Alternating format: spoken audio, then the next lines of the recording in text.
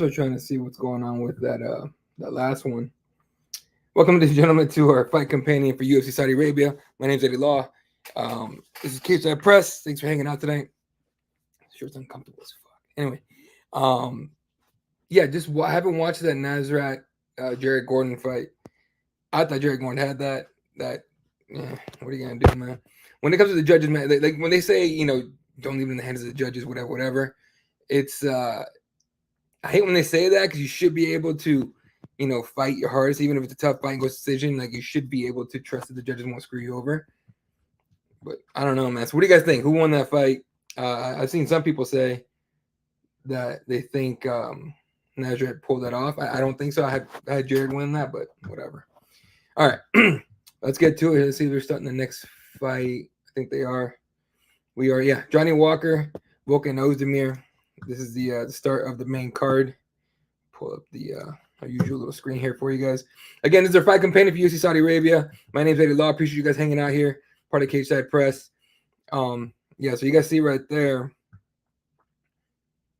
Like, I don't know. It's the strikes. I don't know. I know it was close. I just thought that Jared did more than Nasrat did, enough to win the fight. But dude, Jared Gordon has such a bad record of just getting just losing decisions. That guy needs to. And you knew, even though I think he won the first, I would say second and third, if not all three. I don't know, but it's just a weird fight for me. I don't know what you guys think. Let me know in the comments here. We do get comments off of X, I believe. We get comments off of Twitch and YouTube. I'm not sure about Instagram. I think Instagram, I had to click over to the window to see what you guys are doing. But either way, welcome. Appreciate everyone hanging out here. A bunch of people over on X, a couple on YouTube. Appreciate you guys. So yeah, we're waiting right here. Johnny Walker against Volkan Ozdemir. I still can't get over that last fight. That's just dumb. Anyway, light heavyweights obviously on deck here. Let's pull up Johnny Walker's record, see what he looks like here. He's a guy that had a bit of a resurgence. If you guys remember, he came on the scene with a lot of fun. His first fight. He's a Contender Series guy too. So it's 2018. So that tells you Contender Series been around for a minute. But he had the Khalil Roundtree win. He beat him with the elbow. And I don't remember if that's the fight or the one after. I think that's the fight where he started doing the worm or whatever. He busted his shoulder. Yeah.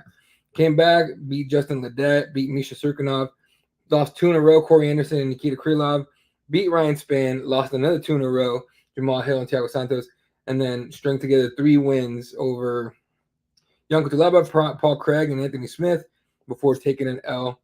If you guys remember that first Magomed Ankalaev fight that ended up being illegal knee, right? I forget exactly who threw it, but I think it was him. I don't remember. Anyway, but that was a no contest, and then they rematched it a few months later, and he got knocked out, I want to say, by Magomed. So now he's got Volkan Ozdemir, another guy that's a heavy. I mean, you guys remember Volkan Ozdemir? Volkan Ozdemir back in the day, man, he was that one. What did they call him? No time is his nickname.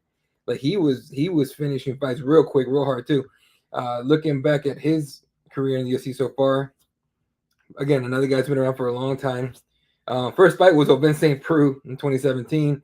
Split decision victory over him. Then he finished Misha Surkunov in 28 seconds. Then Jimmy Manuel in 42 seconds. And then that's when he got Daniel Cormier. You know what I remember the most about that fight wasn't even the fight. It was a couple days before the fight. I want to say it was on media day. They ran into each other in the fighter hotel, and DC starts messing with him. And Volkan kind of seems to take it like he didn't know how to take it. And he said something, and it just pissed off DC, and DC took it out on him. DC finishing in the second round with ground and pound.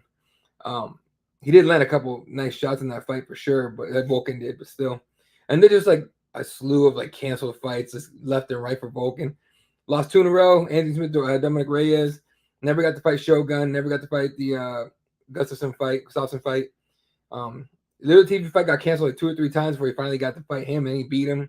I won't say he finished him.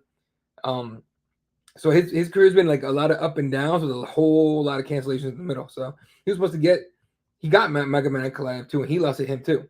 So these are 2 guys who Magomed both beat. Anyway, so he's coming off the rear naked choke finish of Bogdan Guskov.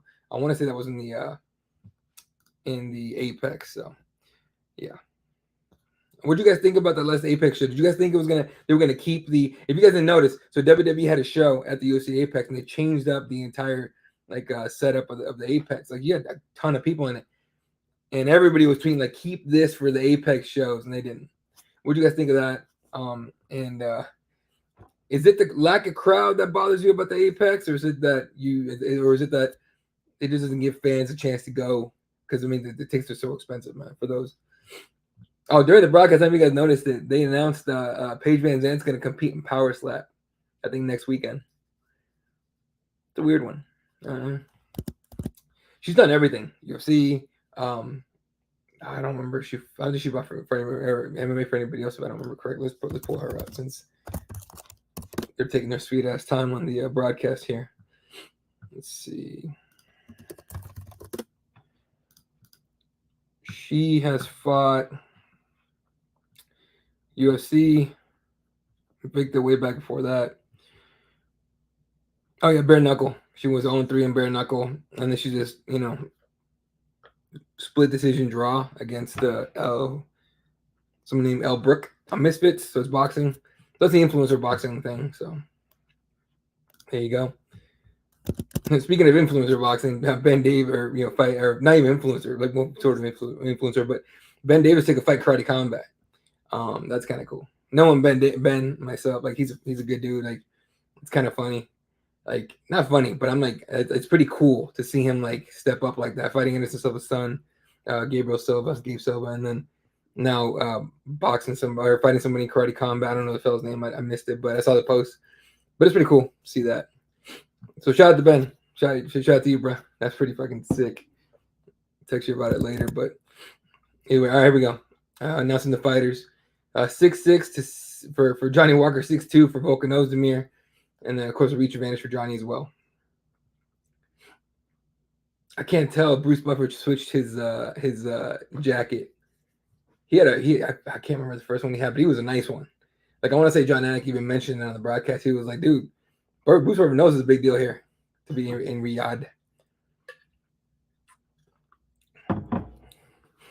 Johnny Walker is such a chill dude. And Volkan just looks confused kind of all the time. Volkan, and then he looks around like when he looks up like that, he looks like he's like wondering if he's late. It's just funny to me. All right. Let's do some stuff here. Announcing Mr. Volkan Ozdemir.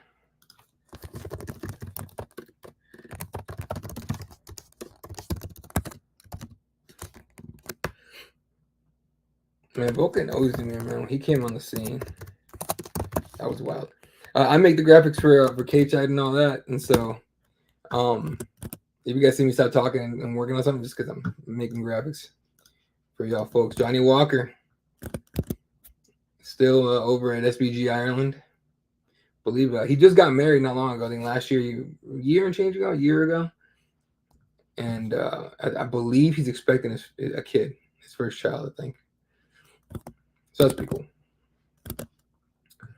Someone correct me if I'm wrong on that, but I'm pretty sure I saw that they're expecting. I mean, these intros are long as hell. All right, here we go. Let's see here. Oh, that's what's going on. I thought I had my microphone hooked up. My bad, guys. Here we go.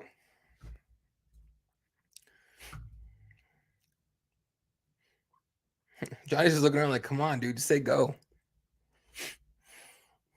Here we go. Little quick high five and we're off. Volkan already setting up that right hand. He likes to do his like left hand slap thing and then throws. Ooh, jabbing. He's already a quick one too. Johnny Walker working the lead leg with inside and outside kicks. Volkan goes right hand to the leg kick as well. Johnny just gives it back to him on the inside here in the calf. A nice left hand there for Volkan. Ozdemir is being way more active right here so far, but he's head hunting too. Walker's investing in the legs are still.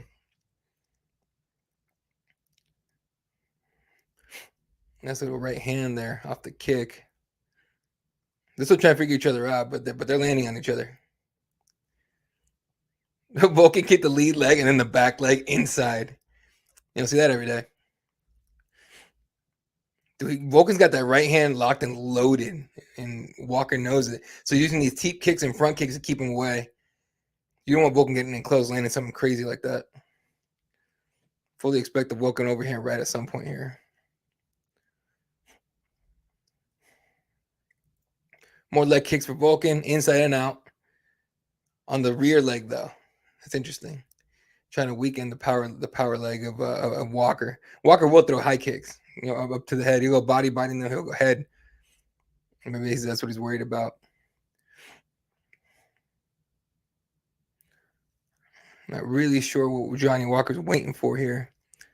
He's throwing, man, okay. Volkan's got him on the fence. He's landing on him a little bit.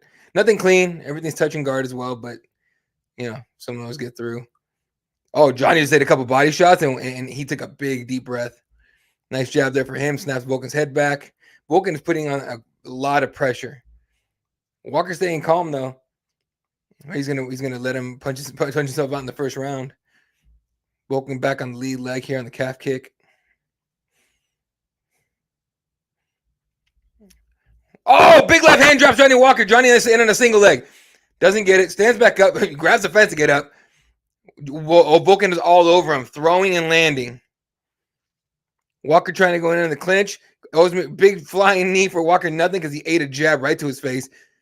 Walker was grabbing his nose like this repeatedly before that. Oh, big right hand drops him. That's it. Volkan Ozdemir. No time. He does no time. Volkan Ozdemir, ladies and gentlemen, with the second finish of the night. Woo! I thought Johnny was going to win that. I'm not going to lie to y'all. That's crazy. All right, Volkan Ozdemir. Second win in a row. Might even be second finish in a row. Second finish in a row. Very nicely done for Volkan Ozdemir.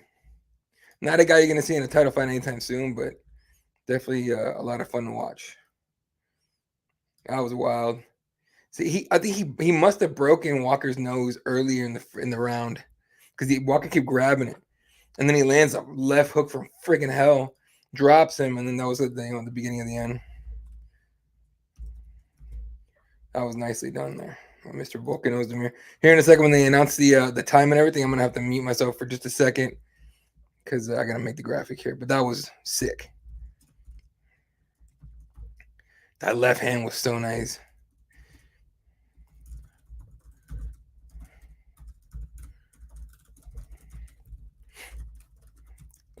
Jeez, when these guys get knocked out and their eyes are still open, that's just kind of creepy.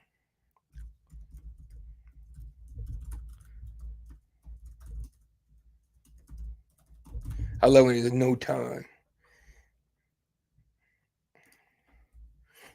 Oh, that's nice.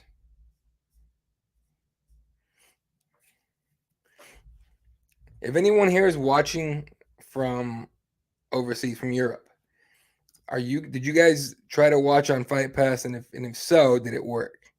Because so far it seems like nobody can get it on Fight Pass over anywhere really, but not in Europe. So I'm assuming they must be some kind of local deal. It would be like a cable provider or whatever. So I would check those standings, or maybe go to our people's usual pay-per-view alternative. We'll go with that. Dude, it's only 12:20 in Arizona. This will be over by like 3. It's gonna be nice to have the rest of our day. Not that I wouldn't mind watching fights all day. We'd do it anyway, but but it'd be nice to have a nice little chill Saturday, rest of the day.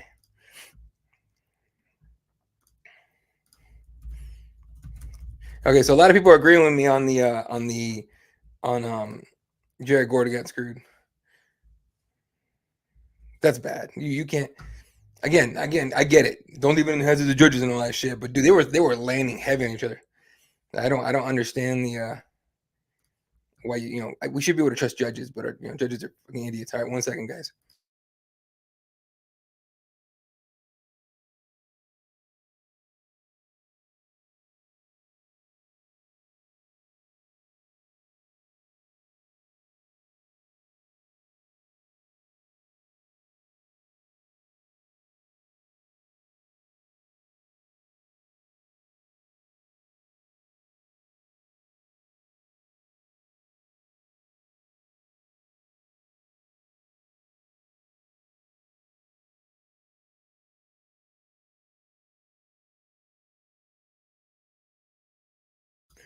All right, they're calling it a knockout, not a TKO.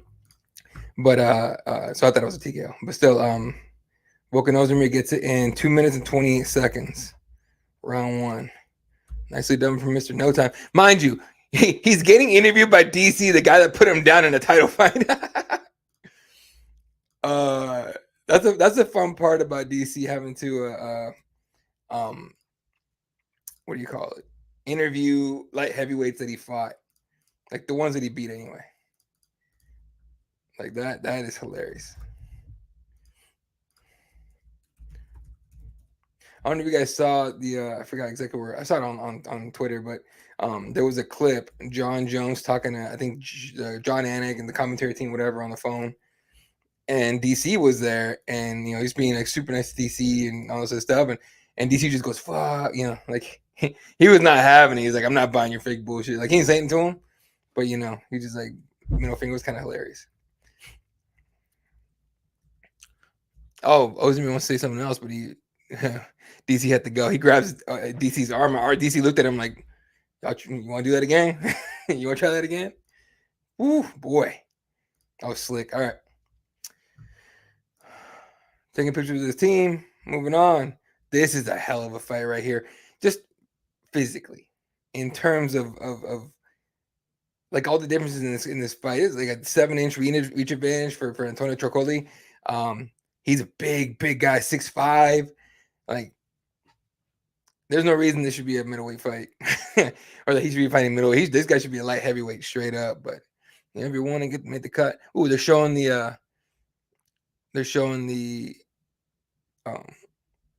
some of the stats between Brian Ortega and Diego Lopez, who fight at UFC 303 in the co-main event. 8 submissions for Brian Ortega to Diego's 12. That's a hell of a fight. No one's talking about.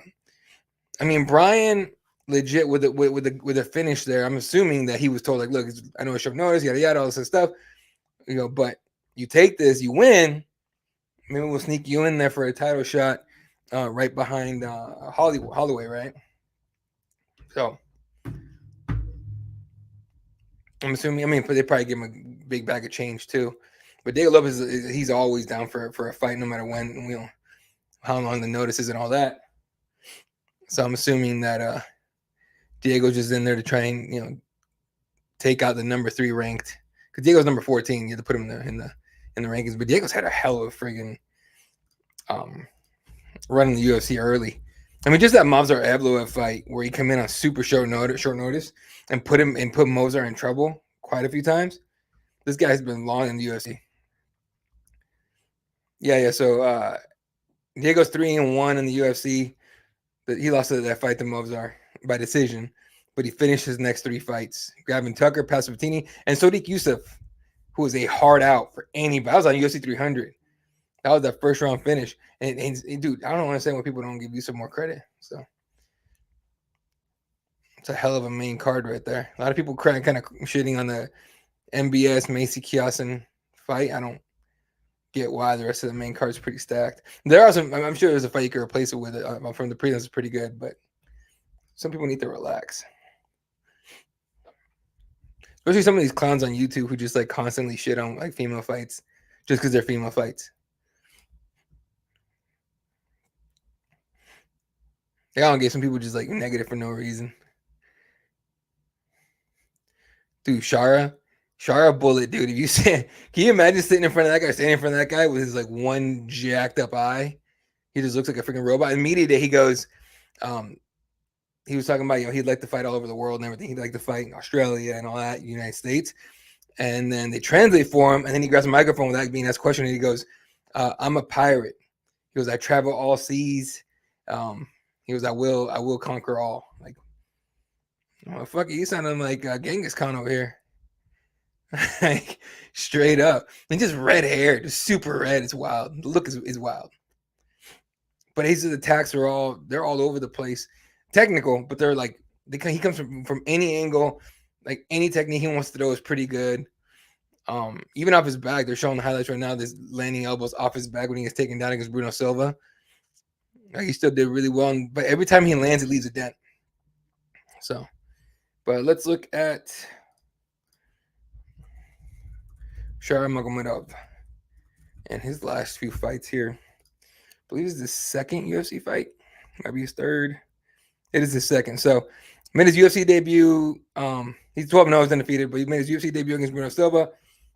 Got his decision in that one. Before that, I mean, just like myriad of finishes, more round ones than anything, couple round threes, couple round twos, couple decisions, nothing crazy, but this kid's a killer.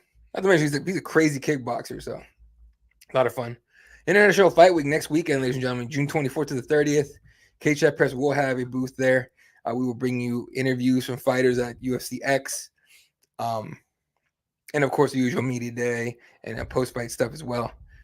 And we'll be doing live coverage and fight companion stuff and all that. So something to look forward to here for next week.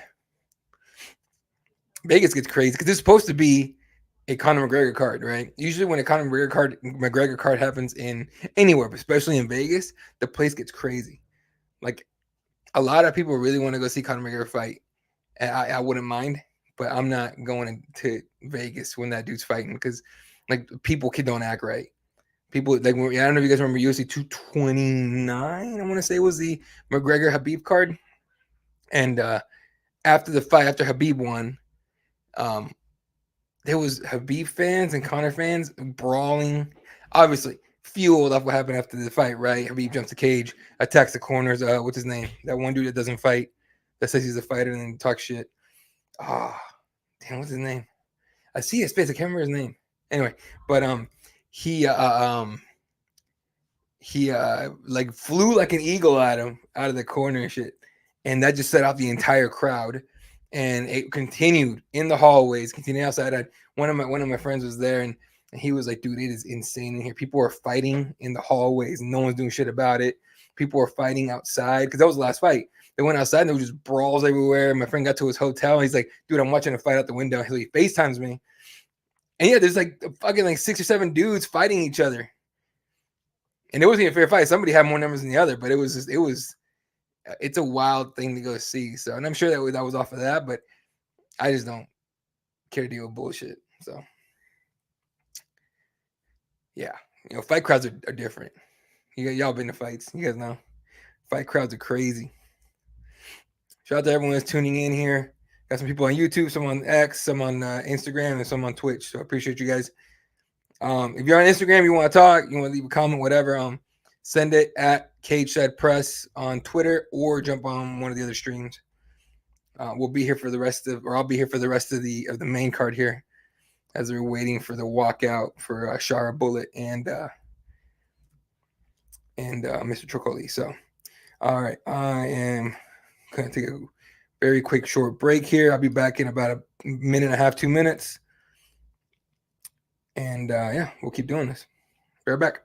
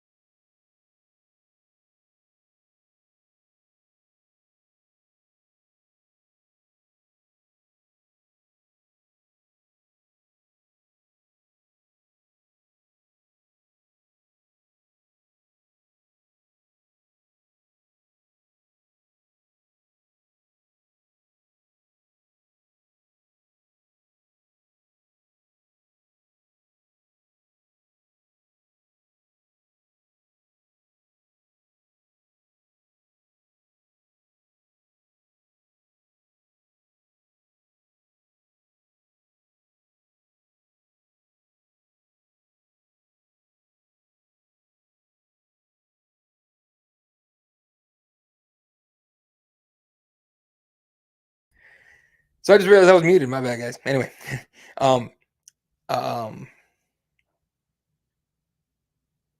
that's a lot of shit I just said. Sorry, guys. The early start. As much as I love these early cards, like I really do, it messed me up on my flow here. It's a crazy arena. It's actually kind of freaking cool. Anyway, so I was saying I changed my shirt before I came before all that. Yeah, Joe, it's early, bro. Yeah, hopefully it's fixed now. Yeah, my bad, guys. My bad. I muted this for some reason by accident. Anyway, so the shirt I had on before was Represent. Shout out to Represent. They're the shit. Get yourself some Represent gear. I got a lot of their stuff too. So it's a soccer field. Oh, no kidding. It's not the same because they called it an arena. It's not the same. Oh wait, I do obviously no shit. Like a soccer field could be an arena, is an arena, but it's not the same spot they did the Nagano Fury fight, or card or whatever. I want to say it is. I want to say they also did the USIC card, but anyway, it's a crazy arena. But I was saying before that since this card, a lot of people are talking about the pacing online. We go on Twitter, everyone's complaining about it. Not everyone, but a lot of people are. It's because this is on ABC, it's on television, so there's time slots and all kinds of stuff. So if there's a first round finish, you're gonna have a nice little long wait for the next fight. So we've been waiting for about 15 minutes for another fight, maybe 10. So yeah, that's how it goes, guys. You guys know. Fuck, Joe, you're veteran. You've been watching this forever. Anyway, these commercials are a trip, dude. I get this one. It's on ABC and everything. But like normally, if it's just like, for example, even cards that are just ESPN Plus, not only do you get commercials, it's the same damn commercial and over and over again. I have that stupid Screaming A. Smith pool interview, the one where they're playing pool and he hits a ball in and they're like, oh, but we're stripes, and he goes, I'm Stephen A. Baby, I'm gonna make my own rules. Like that's the most cringy shit I've seen on ESPN in a long time, besides the regular coverage. Excuse me. So I'm not a fan of those commercials, but whatever. We also get commercials and freaking pay-per-views. That shit's stupid too. It's ridiculous, man. Anyway, all right. Well, we looked at Sharaputdin Magomedov, aka Sharapullet. Let's look at the UFC debutante, Antonio Trocoli, who comes in at 12-3 record. Whoa, headache. Has had a contender series fight. That got overturned in no contest. Then he fought Brazilian fight series, got rear naked choke. 3 fights fell off for him. So he was supposed to fight OSP, nothing. Umar Sai, nothing. And then he lost his fight with Ikram Aliskerov, who gets the main event tonight, because he got the main event. So when Sharapullet lost his last, by the way, Shara's last freaking, let me see if I can find it because it's hilarious. It's honestly a real funny deal here. Here it is. It's Joelton Luderbach from Karate Combat was supposed to fight Sharapullet tonight, and he popped for something. This dude gets on X or Twitter, or no, on Instagram, it looks like, and he goes, quote, "Thank you for all the messages of affection during this difficult time. I actually used juice 3 months ago and had no idea I was signed with the UFC." So he's like, yeah, I was juicing, but I didn't think I was going to get fucking signed by the UFC for a fight. I was just trying to get, to juice up a little bit. I mean, think of it. I mean, first of all, to me, that says a lot more about Karate Combat than it does about this dude. Like, I don't know if they're testing or not, but is what it is. Let me see how long ago he fought. Anyway, so he was supposed to fight that guy. That fell out, and that's how Antonio got in the fight here. All right, last fight So, this dude fought in Karate Combat in March and won with a head kick, or knee to the head. Sorry, he won by knee to the head. Like, come on, dude. Like, now I need to know. Like, is Karate Combat just letting dudes juice up and fight? If they are, like, hey, cool, I guess I get it, but damn, you know what I mean? Like, still combat sports.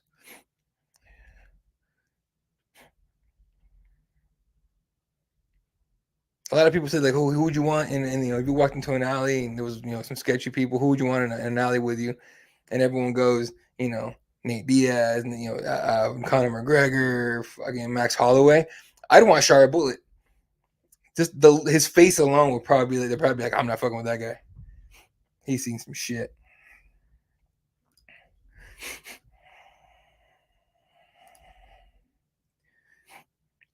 All right. 6'5", dude. The height differences are pretty different, pretty vast. 3-inch height advantage for Antonio with a 7-inch reach advantage. But keep in mind, he's coming in short notice, sort of, because he was supposed to fight in the Apex last week and didn't, or at the fight night. It was the Apex. Anyway, that's a big dude, man. Looter box in his corner. This the guy who juiced. The guy who juices in his corner. Oh, it's amazing. What for though? Like he wasn't like it's not like he was in a camp to fucking fight him. That dude was a short notice fight too.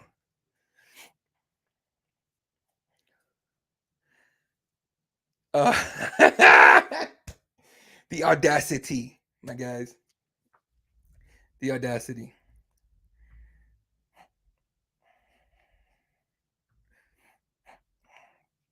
Oh, I'll bring this up later. It has nothing to do with fighting, so I'll bring it up later when during the break. All right, here we go, guys. These crowds showed up today. They showed up for the main card, mind you. The first 3 fights, the shit was empty.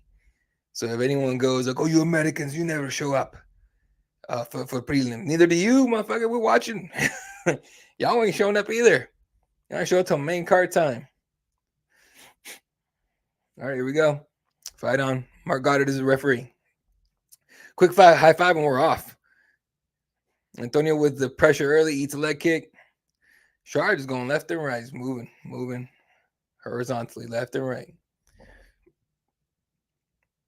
Another leg kick.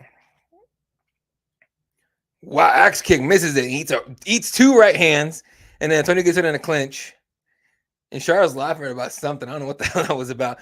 Anyway, so he's trying to stop the takedown here. He has his knee up on the quad of Antonio, who's now trying to kick that leg, that shin guard off.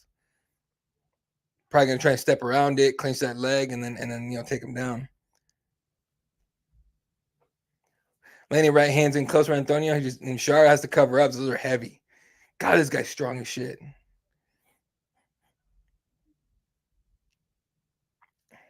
Shara's trying to cover it up a little bit here. Now he's eating shots to the body. A knee up top for Sharaputdin. Antonio's still looking for a way to dump this guy. Oh, Shara tries to jump knee in close. Nothing.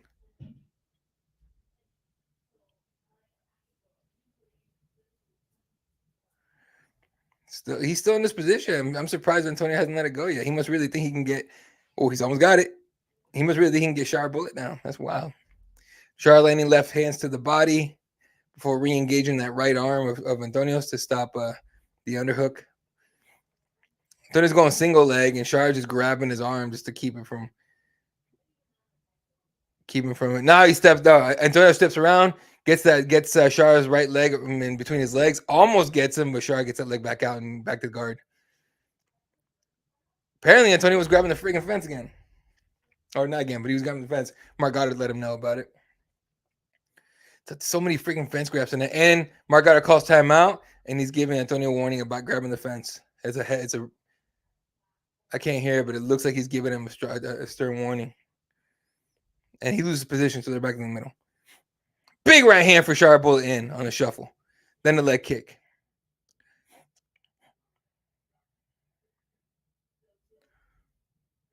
Shara's thinking spin. Pops a jab on his head after he eats a leg kick. He's doing his best here. That's such a funny way. I was gonna say wig. It's like a funny, like, ooh, nice little question mark up top. And then he's got that oblique kick, that kick John Jones uses. He's just trying to keep Antonio away with the kicks.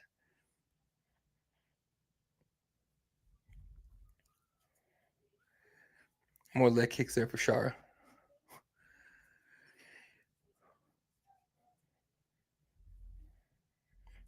He's just taking his time. Shara just landing the legs, kicking. Left hand of the body avoids the right hand of Antonio, the counter. More leg kicks.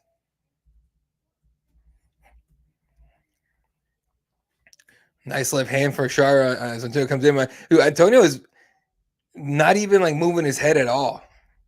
Like, he's just walking forward, keep staying in front of him, trying to cut the cage off of Shara, which he's doing all right at. And he's eating shots. He eats another one there, but he's landing some too. Gets in on a body lock. And we're back on the fence trying to get Shara down. 1:20 left on the clock.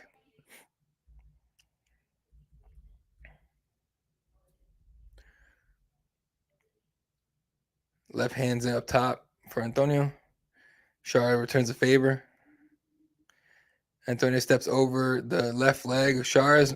Shara gets his shield back, but now he's down on one knee. Antonio's going to grab that right ankle of Shara's and pull it and try to get him his ass on the mat, count the takedown. But Shara's not giving it up, pops right back up on his feet. The bounce on this guy is fun. Just exchanging short shots and close now. Knee to the body for Antonio. Nothing crazy. I was expecting kind of a lot more in the first round here for this one, but, it's what it is. This is weird. Like, I think a lot of people were expecting Shara to dominate this dude. A lot of people were just because they don't know. Oh, Antonio's talking to him about something. More knees to the body. Antonio's talking to him and he's laughing. I don't know what he said, but that's just funny. Shara tries to push off Antonio's face, and nope. That dude's strong as shit, man. 30 seconds, 2 seconds, round over. Shara just kind of nods at him, like, okay. All right. Well, looks like Antonio's taking some of the what do you call it? Mystique off of Shara. Just with that right there.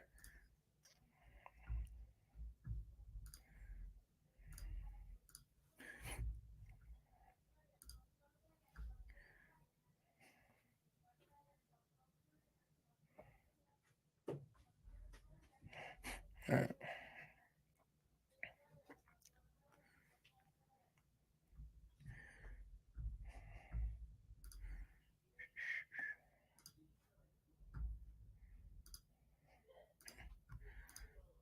All right. What do you guys think of this fight so far? They're probably going to get him Antonio in the first round, just off the pressure and all that. But as far as if you look at the numbers on strikes, they're pretty even.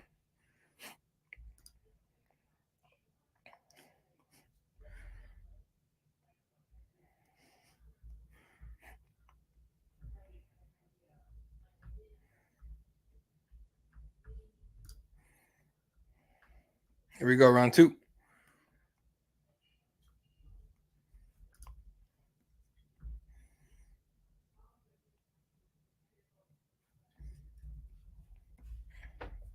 Antonio back on the pressure, and Shara still kicking that lead leg. Dude, the thing about Shara Trocoli is, so if you move one way, he'll cut the cage up by switching stances and get that lead leg in front of you. You go the other way, he switches. So all he's doing right now, Shara goes right, left leg goes straight. Shara goes left, right leg. You know what I mean? So it's a smart way to keep your opponent in front of you. Coming out of kickboxing, obviously. And I mean, Shara's kind of forced to just kick his leg. Ooh, that was a nice one. Antonio felt it. He's kind of like, I'm like, all right. Side kick to the body from Shara. 4 minutes left on the clock. I have no idea. I'm sorry. I don't know what that says.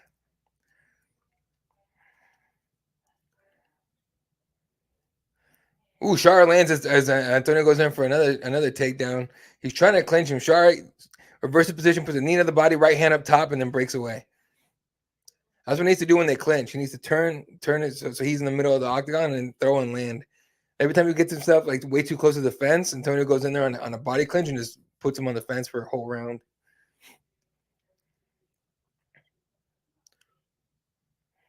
More leg kicks for Shara.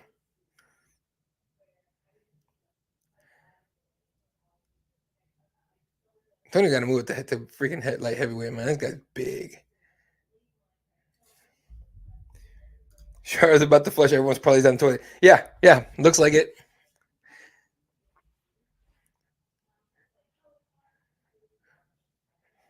He keeps going side kick to the body. And again, God, side kick, but he had a straight right. Jeez, Shara.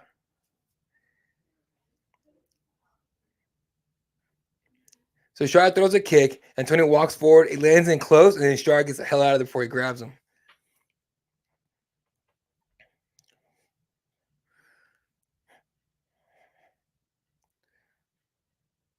I don't know how the dudes are seeing this right now, honestly. To me, it's either dead even or, big left hand and then a right up from Shara. He's sprinting forward, then a side kick to the body again. Now he's getting a little more comfortable, a little more confident. He's seeing angles here. With Antonio not moving his head very much, it's a big deal. Going back to kicking that lead leg for Sharky's going back to keeping that lead leg, kicking that lead leg. Jesus. Antonio eats a big right hand and gets in on a body lock, and we're back to the same position where he's trying to throw Shara, and Shara gets his shin shield up on the quad to stop a takedown, or at least stop him from getting to this position. I mean, you do that to stop him from going around to your back, right? Because Antonio's got him turned to the side. So in this position, if Antonio's able to shove him off with his shoulder, he can get to the back standing right here.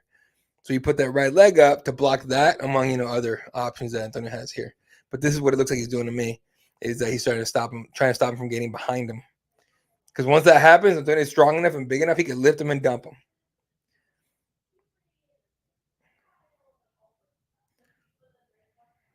And this is kind of where we are. I'm a little surprised Mark hasn't, there we go. Mark's telling him to get active. He hasn't, Antonio gets here, he just holds on to him. Right? And I'm surprised they haven't broken this up yet. He moves him a little bit and he throws right hands. You got to do more than that. Oh, he steps over the leg. Oh, my God. Oh, Jesus. Shara grabbed the shit out of the fence and stopped a takedown. It's like cheating fight night in Saudi Arabia tonight. It's an all-you-can-cheat buffet. Fucking fence grabs left and freaking right all night tonight. Shitty judging, all kinds of crap. Big right elbow for Shara in close. But Antonio doesn't care. Yeah, they're showing the replay in the bottom left corner of the screen. If he doesn't grab that fence, Shara's on the ground. Mark should have given taken a point off of that. Honestly, in my opinion. Someone made a good point earlier in the I forgot what fight it was. It was the fighter grabbed the fence and the ref didn't take a point. It's because the takedown was scored anyway. So that makes sense to me, but still. Ooh, that was close. So they were in the middle. Antonio was on his knees. He finally stood up, and Shara almost, he threw a kick, and it didn't land, but you can imagine. 1 second, round over. Okay, is it just me or these rounds feel like they're 10 minutes freaking long? Jesus, it's like a slow clock in Saudi Arabia tonight. I don't know if there's any Kansas City Chiefs fans here, but I was texting one of my friends, Farzin, and he has a big he has a podcast, he has a page, just all Chiefs stuff and all that on Facebook, and he does, he does really well. He knows his shit too. I talk to him all the time. And I texted him earlier. I was like, dude, are they really thinking about moving? I mean, they're gonna move a stadium to Kansas, is what it sounds like. But having been to Kansas City one time, having spoken to a bunch of people there, it gets very petty because Kansas City, Missouri has the Chiefs and the Royals, right? Kansas City Royals, the baseball team, and Kansas is next door. Okay, the idea right now is to build two the stadiums in Kansas, about 20 minutes from Kansas City, but still. And but people are so there must not be much going on in Kansas City or Kansas or Missouri because they fight over this whole thing about Kansas City, the Kansas City, and all kinds of shit. So this might get really hilarious if the Chiefs and the Royals move. I'm gonna laugh my ass off if they do. But because I'm reading the comment section on his page, it's fucking funny.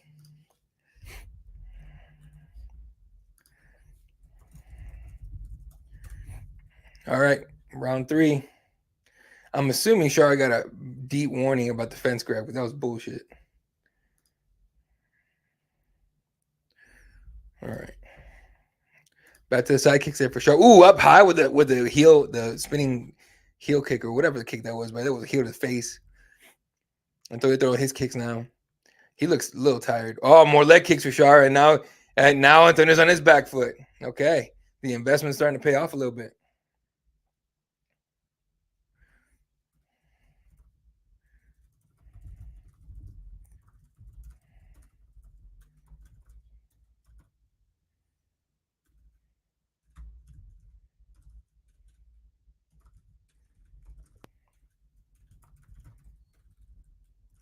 More kicks there for Shara. You know, these fight campaigns are a lot more. I won't say fun. I enjoy doing these in no matter what. 'Cause I'll talk all day, but they're a lot more like yeah, fuck it, fun when it's like a pay-per-view or like a big fight night. This should be a big fight night, but just so far the fight's been okay, nothing crazy. Like we're not gonna be sitting back. Oh, you said it was a shit. Not because it's been all right. Ooh, nice little clinch there. Right hand up top of Shara Bullet. It's finally picking up a little bit. Shara's still here, and Tricoli's fading a little bit, and he's just been eating that leg kick to the lead leg, the left leg, all fight long. Not that he was moving very much anyway, like being very active on his feet or having a ton of footwork, but he's been eating damage. Nice head kick that he just eats with some sauce. Jesus. Like, come on, bro. Move your head. He's just eating kicks and eating kicks and eating kicks and standing in front of Shara. You know.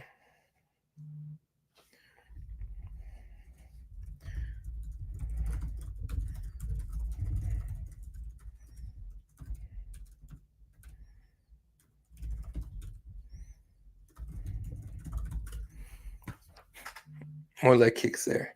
Honestly. Ooh, big knee up top. Antonio went in, he got a single leg, and Shara lands a knee. Antonio's hurt. Shara going off up top. He's looking for the finisher. Goes to the body. Up top. Big shots. That's it. That's it. Drops it with the left hook. Fight's over. Shara Bullet.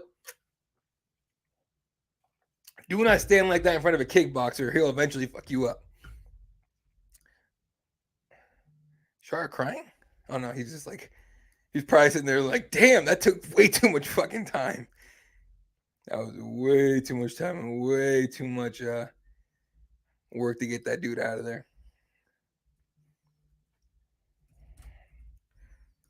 All right. That was nicely done by Shara. So, yeah, Antonio went in for like a single leg, and he eats a clean fucking knee and then a right hand behind it. Gets body kick, left hand, right hand, left hook to the body, left hook again, right hand, left hook, right hand. And then this left hook drops him and finishes the fight for Shara Bullet. Very, very well done. Very nicely done. He should make Bullet his real last name, but it's Magomedov. Let's see. But I'm going to put Shara Bullet on the... No, I'm going to put Magomedov. Let's keep it professional. No, I'm going to do Bullet. There we go. See, this is how it goes. You guys are getting the a look in behind the scenes. Now I'm wondering if we're going to call it a TKO or a knockout, but either way. Very well done, Mr. Shara Bullet. Let's see. It's for Magomedov, right? Yeah. So Antonio Tagoe is going to be fun in the UFC, but you got to give him, you got to give him somebody a little lower. I mean, I don't know. I honestly thought, and again, he agreed to the show notice fight and all that. It's not like they booked this from the beginning, but they'll give him somebody else for sure. But that's a rough way to get your first professional loss, man. For real, for real. Not first. Jesus, I'm full of shit. Fourth professional loss. Christ.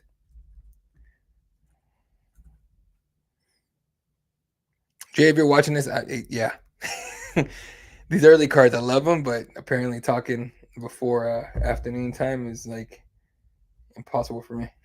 All right, 1 second, guys. I'm gonna mute myself and we'll listen to. I'm gonna get the finished stuff for you.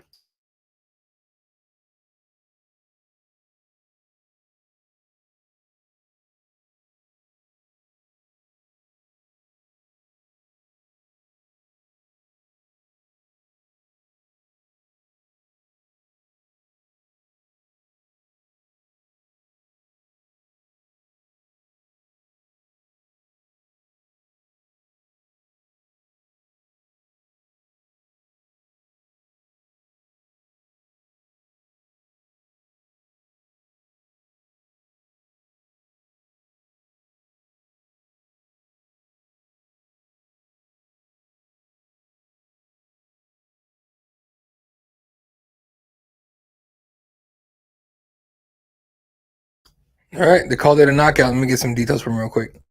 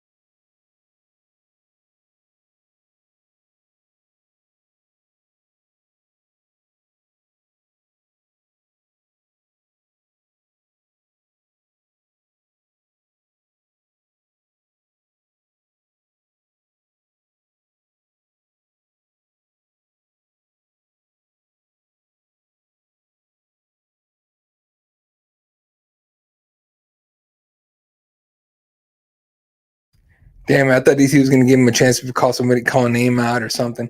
Basically, just get because he is Muslim, so it's very big Muslim crowd there in Saudi Arabia, and he's just saying thanks to God and all that. But yeah, he shouted out Russia and all the stans and all. It's pretty cool. That's most he looks happy. You don't know those guys from Russia and Dagestan and all that never look happy for the most part. He looked pretty damn happy to get that fight win. So first finish in the UFC, second UFC victory for Sharp Bullet. I don't know. Off of that finish, I don't know if he'll get a number, but I'm sure they'll be moving him up a little bit at least. All right, next fight up. 3 fights left. Shoot, we might be done here in about an hour and a half, depending on how these fights go. We are going to have a little bit of a break here, though, because that was a finish, folks. So it's kind of how it goes around here. Next fight up, Daniel Rodriguez against Kelvin Gastelum. Kelvin, as you guys know, can't make weight. Just doesn't seem to be able to make weight. So after a handful of fights at 185, he missed weight at 185 one time too. I believe, but came back, fought Sean Brady at 170, made weight pretty easy. I think he was 170 on the dot. Lost by Kimura in third round. And then he's like, all right, I'm gonna stay at welterweight, and takes a D-Rod fight here. And like media day, I think they had D-Rod in first, and D-Rod basically said that he was told that Kelvin's not gonna make weight. And that they had negotiated. He tried to negotiate 180 catch weight, and that Kelvin couldn't make that. Right? Like you can imagine if you're a fighter, you're fighting somebody, the guy you're gonna fight at 170 can't make weight. You're like, all right, I'll give him 10 pounds. But you can't make that either. You're just like, what are we doing? What are we doing? Right? What are we doing that you can't make weight by giving an extra 10 pounds? Like, what is going on with you? So, it's a middleweight fight, so you give him 15 extra pounds. No, technically 14 because you get the extra pound. So he could have come in. Kelvin could have come in at 171 and made weight, but obviously didn't. But he gave him 14 pounds. Comes in at 185. And yeah, now we're having this fight. So it's just for Kelvin. He came out media day and said that he was very worried about the weight cut and all that. So that they were going to negotiate, and apparently got negotiated before he even knew. I'm assuming because I think he came in second or after D-Rod. To much later after D-Rod to media day, right? So he said he was worried about the weight cut. He said there's that he was dealing with stuff that people don't know, but it's like the same story every time with this guy. Oh, people don't know. Oh, it was a bad rough camp. Oh, people don't know. People don't know. Like, dude, at what point? Like, because obviously the stories are all out there, and honestly, he makes some of them. He had a thing called not making weight or can't make weight, some stupid little fun, social media thing where he eats food, right? Can't push it out there like that and then come in and basically have to be bumped up to the 15 pounds higher because you can't make 170, 171 or even 180. Like that's ridiculous. So definitely gotta stop that shit. But I'm wondering at what point the UFC just goes like, what are you doing, right? So the reason everyone goes, oh, well, how come they haven't cut him yet? Because he's fun to fucking watch. The guy can fight. He can fight his ass off. He just can't make weight a lot of the time, apparently. So I'm assuming this is going to signal a move to 185. Whether or not that's a good move for him at this point, who knows? We'll see. But at 185, super undersized. At 170, bigger than everybody else and stronger. Just can't get down to 170, right? And so the jokes all kind of make themselves. He can't stop eating, all kinds of crap. So D-Rod, meanwhile, I think he had some really good food, during on Thursday when they cut weight. He put up a video on Instagram on the story, and he's like, everyone's cutting weight. I'm over here eating pizza or some shit like that. It was fucking hilarious. But at the same time, an extra 15 pounds for Kelvin Gastelum against a welterweight that came in at 185 because you couldn't make weight, it's a massive advantage for Kelvin Gastelum, right? So Kelvin should win this fight. Like he should win this fight, right? Like it's egregious, the entire thing. Like he should have to just because D-Rod, obviously if you don't fight, you don't get paid. D-Rod's not trying to miss out on getting paid, right? At least that first check. So of course he's gonna be like, yeah, fucking give me 185. I need to fight. And now Kelvin gets a massive, leg up on this fight. I mean, they're gonna brawl anyway, but it's not fair, dude. Honestly, like, I get, D-Rod took a chunk of the purse and all that, but let's say Gastelum gets a nasty finish here. He's not getting cuffed in the UFC. You know what I mean? So I don't know. It's annoying. It's annoying. It's honestly dumb at this point. Like, get your stuff figured out, dude. Whatever it's got to be. I don't know if it's a lifestyle change, nutritionist, whatever it's got to be. You got to do something, because he's too good of a fighter, like way too good of a fighter to not be able to take advantage of that, right? So we'll see. It was funny. Him and Nasrat Hakparas were in the back. And there's a picture somewhere on Twitter, like they did it tonight when they were getting ready to fight, warming up, and they're pointing at each other, recreating the Spider-Man meme. It was pretty funny. It looks similar. All right. I put back out on Twitter that we're still alive. I break all the fourth walls when I do this stuff.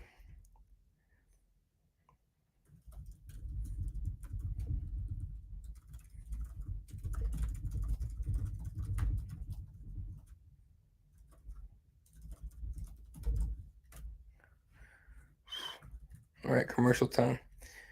Lionel Messi. They keep showing Lionel Messi. It's kind of fun. Like, that dude, man. It was always back and forth who's the best soccer player in the world, Cristiano Ronaldo or Messi. Messi won because he got the World Cup. So, game. Ronaldo is just the second best for forever now.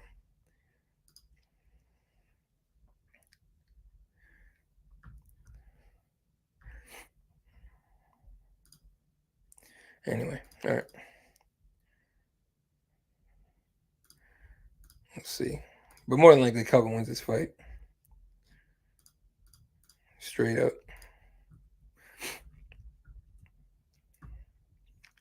Shout out to everyone who's tuned in. Appreciate you guys. Even if you just stop by for a little bit and laugh, I appreciate it either way. This freaking sweater commercials popped up like 3 or 4 times now. Jesus. Come on, ESPN Plus, do better. Anyway, all right, let's look around what's going on. I know UFC, Jesus. Bellator Dublin's going on. Let me check on that for you guys. PFL went on last night. And the best I can say about that card is that it happened. All right, so far, I don't see any results here. Here we go. Bellator Dublin, Jackson versus Sharaputdin Magomedov. It's got 3 fights left on there. So, all right, first fight of the night, Nate Kelly versus Paul Nolan. Nate Kelly takes by a first-round submission, armbar. After that, Michelle Montague defeated Karolina Sobek by a rear naked choke, first round as well. They got all kinds of finishes. Jesus. Fucking more than we had tonight already. Shinobu Ota defeated Roger Blanc by submission, north-south choke. Ooh, I need to find out. Oh, no, Jay did put this. Jay Anderson, editor, one of my good friends from Cageside Press, and one of our teammates as well. He put the finish of that on our chat, whatever. And I hate it because I always get to that position when I go to when I go to open mats. I get to that position at least once, and I suck at the north-south choke. For some reason, I just can't slide down and keep it tight enough to finish it. It's weird. But I also roll in mostly like big guys, and most of the guys are bigger than me. So I guess that's there, but I don't know. My technique is not awesome. I'll say that much. Bantamweights. Sarvajan Kamidov defeated Marceli Alves by decision. Hassan Magomed Sharipov defeated Tyler Matson by decision. Nathan Kelly gets the front choke submission on Jose Sanchez in prelims. Then Kasim Kasimov defeated Matheus Matos by decision. Dara Kelly defeats Matthias Poiron. Jesus, these names. But I feel like a Spaniard when I say names like that because I'm not Spanish at all, but I'm maybe like somewhere in my lineage. But I get that thing going. Dalton Rasta gets the win by majority decision. Dalton Rasta is a bad dude. Like he's a bad dude. He's a tough guy. He's really good, fun to watch, good fighter and all that, and crazy wrestler. But he just looks like Guile from Street Fighter. Straight up. Like, I wish he would do the hair because his body fits. Just dye your hair blonde, right, and just get the guile hair.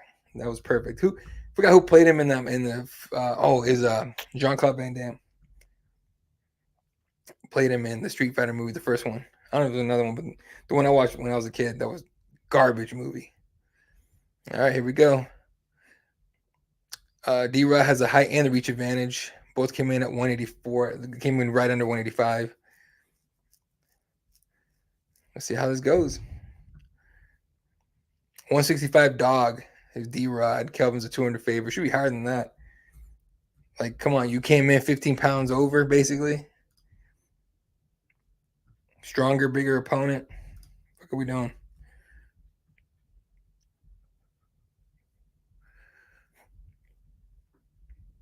(17-4) Daniel Rodriguez out of Alhambra, California.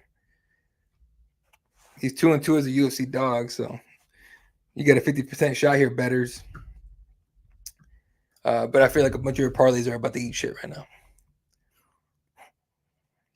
Like, I just don't see how Kelvin loses this fight with all the advantages he has. Like, the only way I could see is if he has some kind of like injury, like a back injury or something that stopped him from cutting weight. Maybe. Physically, he looks okay right here. Fighting out of Yuma.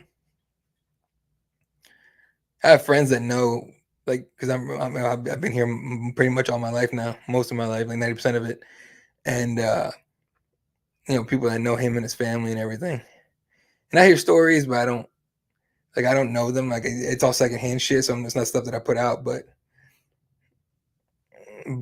let's just say a lot of people kind of go, yeah, yep, he would do that type of attitude when they say it.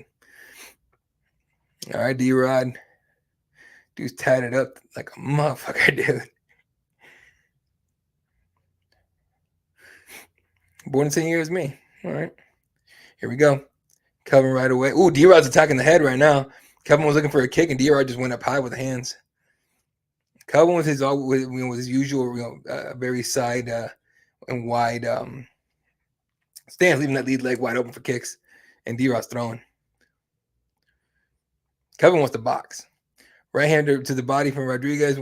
Ooh, Kelvin lands up top, 1-2. Then the left hand of the body. Ooh, he gets D-Rod on the fence, goes off on him. Not much comes of that. Leg kick caught by Kelvin, sends D-Rod scrambling backwards, and then Kelvin puts him on the fence. Big knee to the body from Kelvin. D-Rod pushes him off the fence. Okay, maybe he's stronger than I thought he was. And they break away. Right hand on the chin there for Kelvin. D-Rod gets it back to him.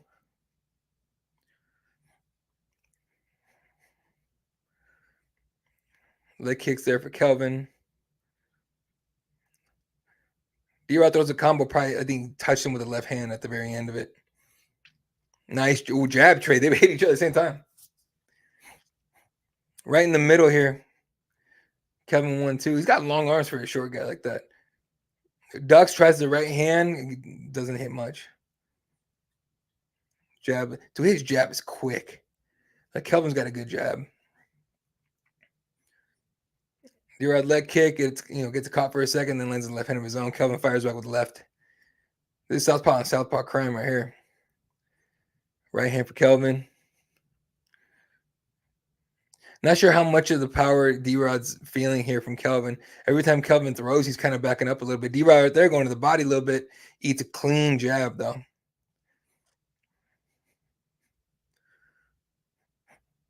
Leg kick for Kelvin. D-Rod comes in with a flurry here. Wide hooks. 250 now left in the round.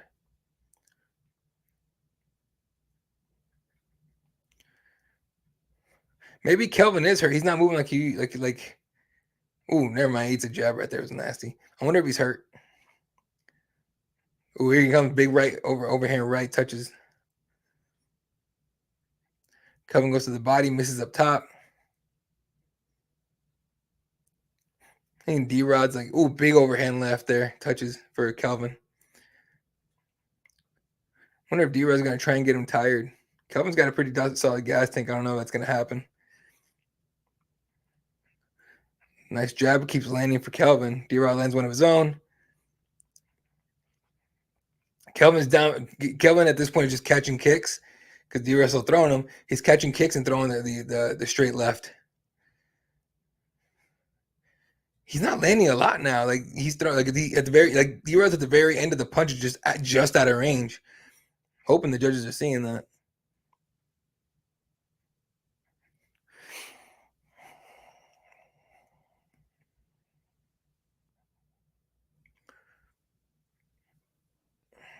Let's see here. Straight left over right hook for Kelvin. Dude, they are landing heavy on each other here. D-Rod needs to get the hell off the fence. Stop letting himself get put on the fence like that. Like this is the pressure Kelvin's putting on him now. He just keeps fighting. So, nice 1-2 for D-Rod. Avoids the counter.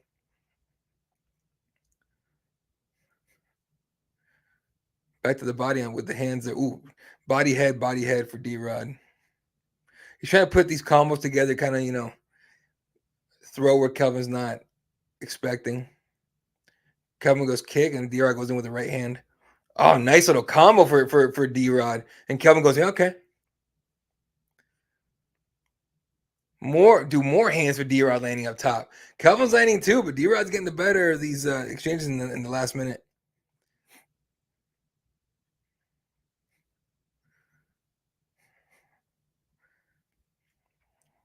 Ooh, nasty body shot for Kelvin.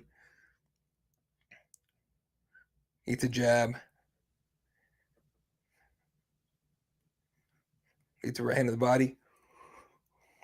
It's funny to say Kelvin eats. Oh, big shots up top for Kelvin, but he's nothing clean, mind you. Well, that left was clean. Jesus. Another left was clean. Oh, D-Rod's like, screw it, let's throw. 5 seconds left. Big left hand for Kelvin as the round ends. Let's see what the numbers show. I mean, as soon as it updates, right? I mean, we're going off these numbers right here. 40 to 45 on total strikes for Kelvin. Or for D-Rod. I thought it'd be more than that, though.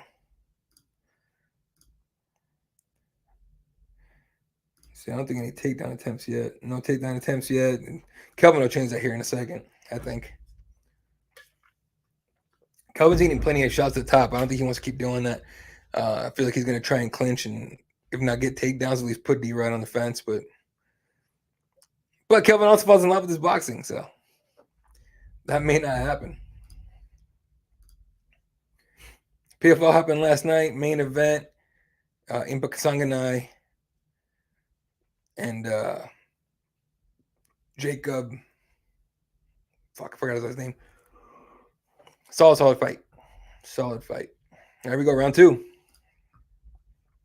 Your parlay is still up, guys. We'll see what happens. Here we go.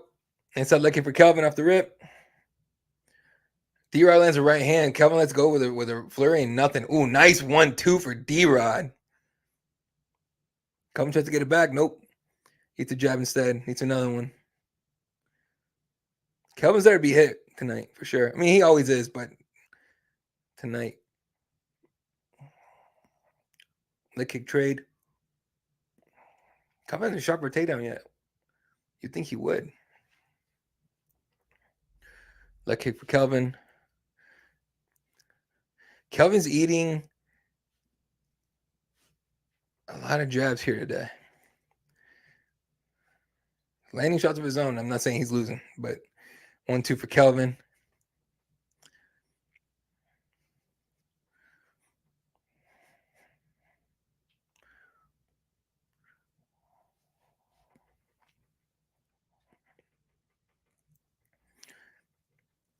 Kelvin just standing in front of him. He's a lot of good head movement, though. And anytime that D-Rod throws anything at him, Kelvin lets it loose with a flurry of any kind.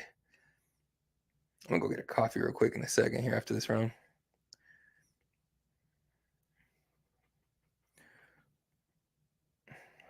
Nice left hand there for D-Rod. Ooh, 1-2 for Kelvin. D-Rod felt that one. That stung him a little bit.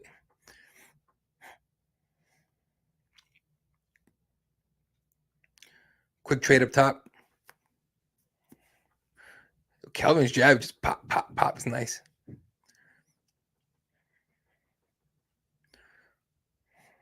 Stiff jab right there. You know, D-Rod was trying to circle out too to avoid it and didn't happen.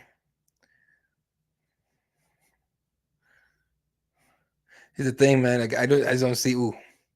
I just don't see D-Rod knocking out Kelvin.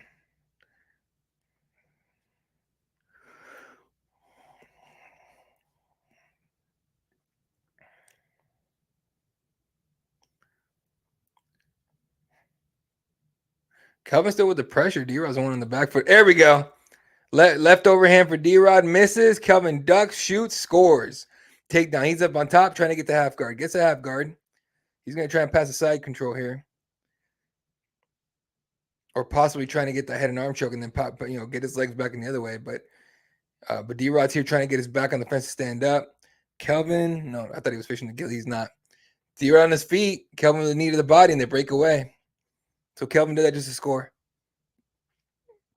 Mind you, the way judging's been this year, it's damage is king. So I mean, he took him down. You can take someone down all you want to. If you're not landing any damage, judges so far this year could give a shit. Nice little flurry to the body from Kelvin. Kelvin's I would really like to know. Hopefully, he says it in the post fight.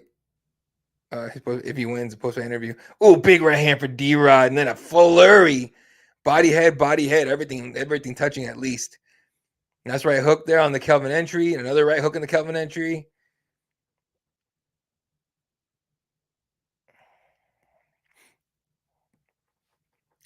Flurry there that hit from D-Rod that hit mostly arms, and then a straight right that touches the chin for sure. Kelvin needs to shoot again, honestly. Nice little right hand there for D-Rod.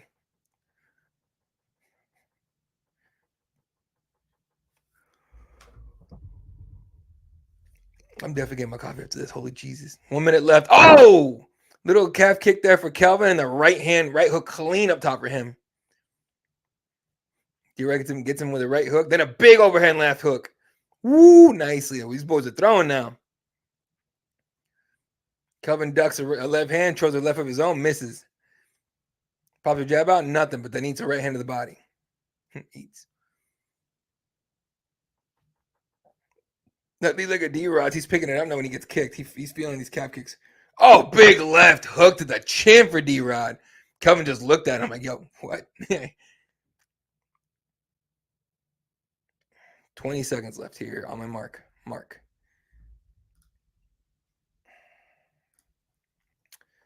Whew, this is nice. 1-2 for D-Rod. Clean. 9 seconds left. And the right hand for D-Rod. Kelvin grabs a single leg, gets him down real fast as the round ends. I don't know if that counted, but still. Be right back, folks.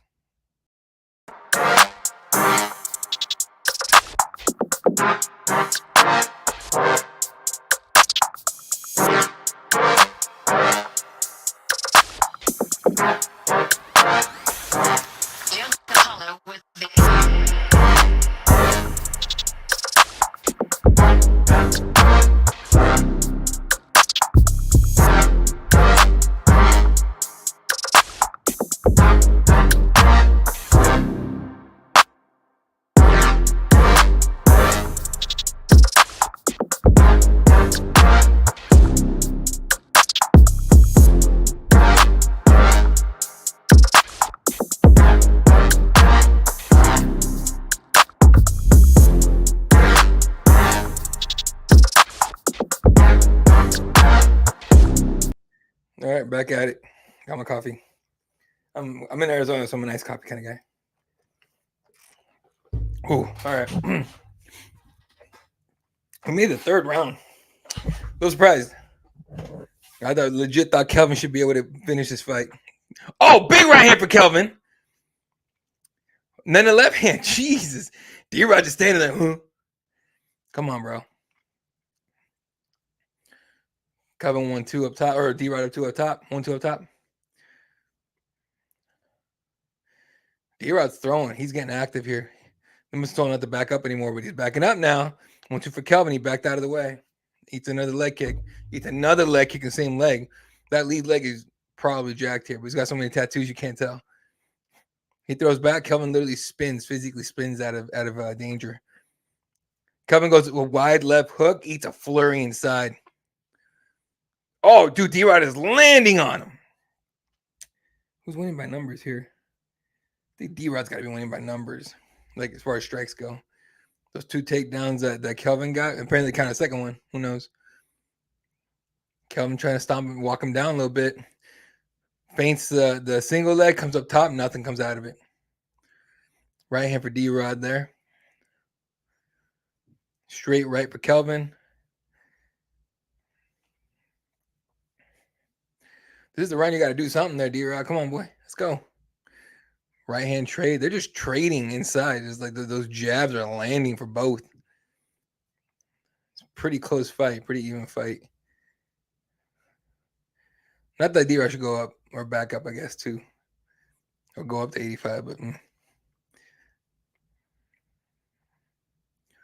Kelvin's a little bouncing his step. Inside leg kick. D-Rod flurry hits all arms. By the way, that shit still hurts. And it's effective, but it's not landing up top.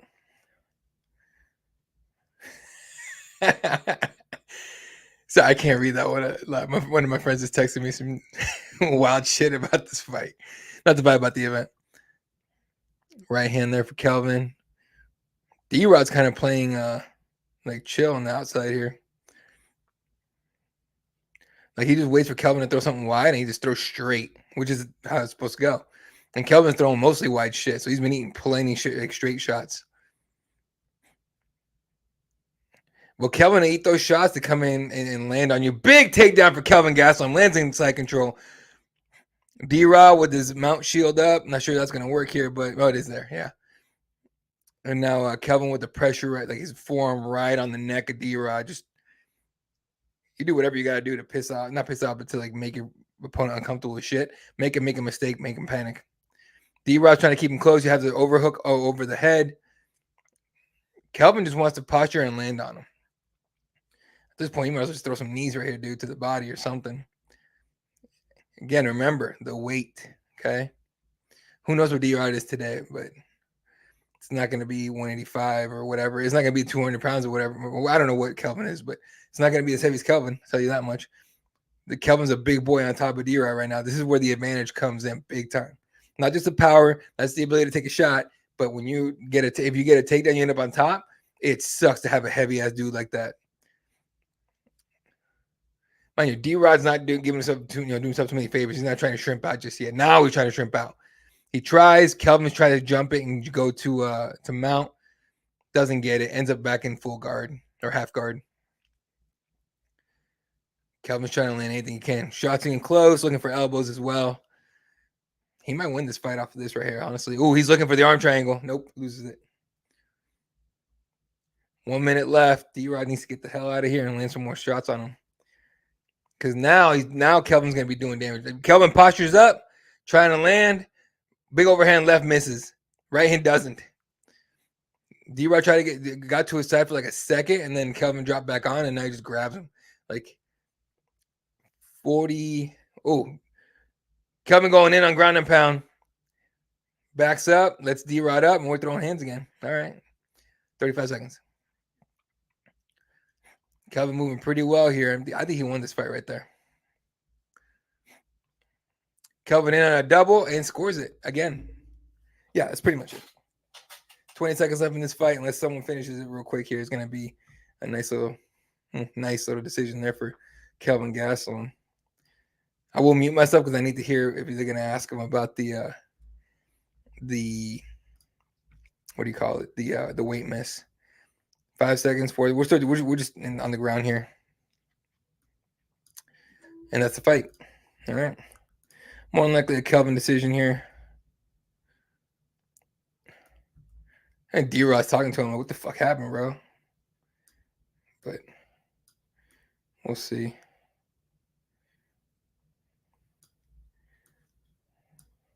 Jesus. Yeah, Kelvin probably won that fight. Hopefully they took care. I mean, hopefully they took care of D-Rod. Let's see.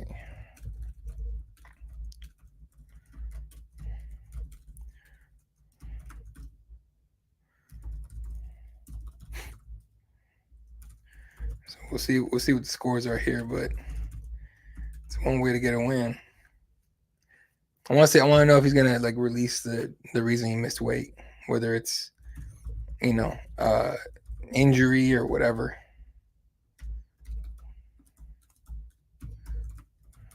Or if the judge is like, nah, this dude missed weight, fuck him. You know what I mean?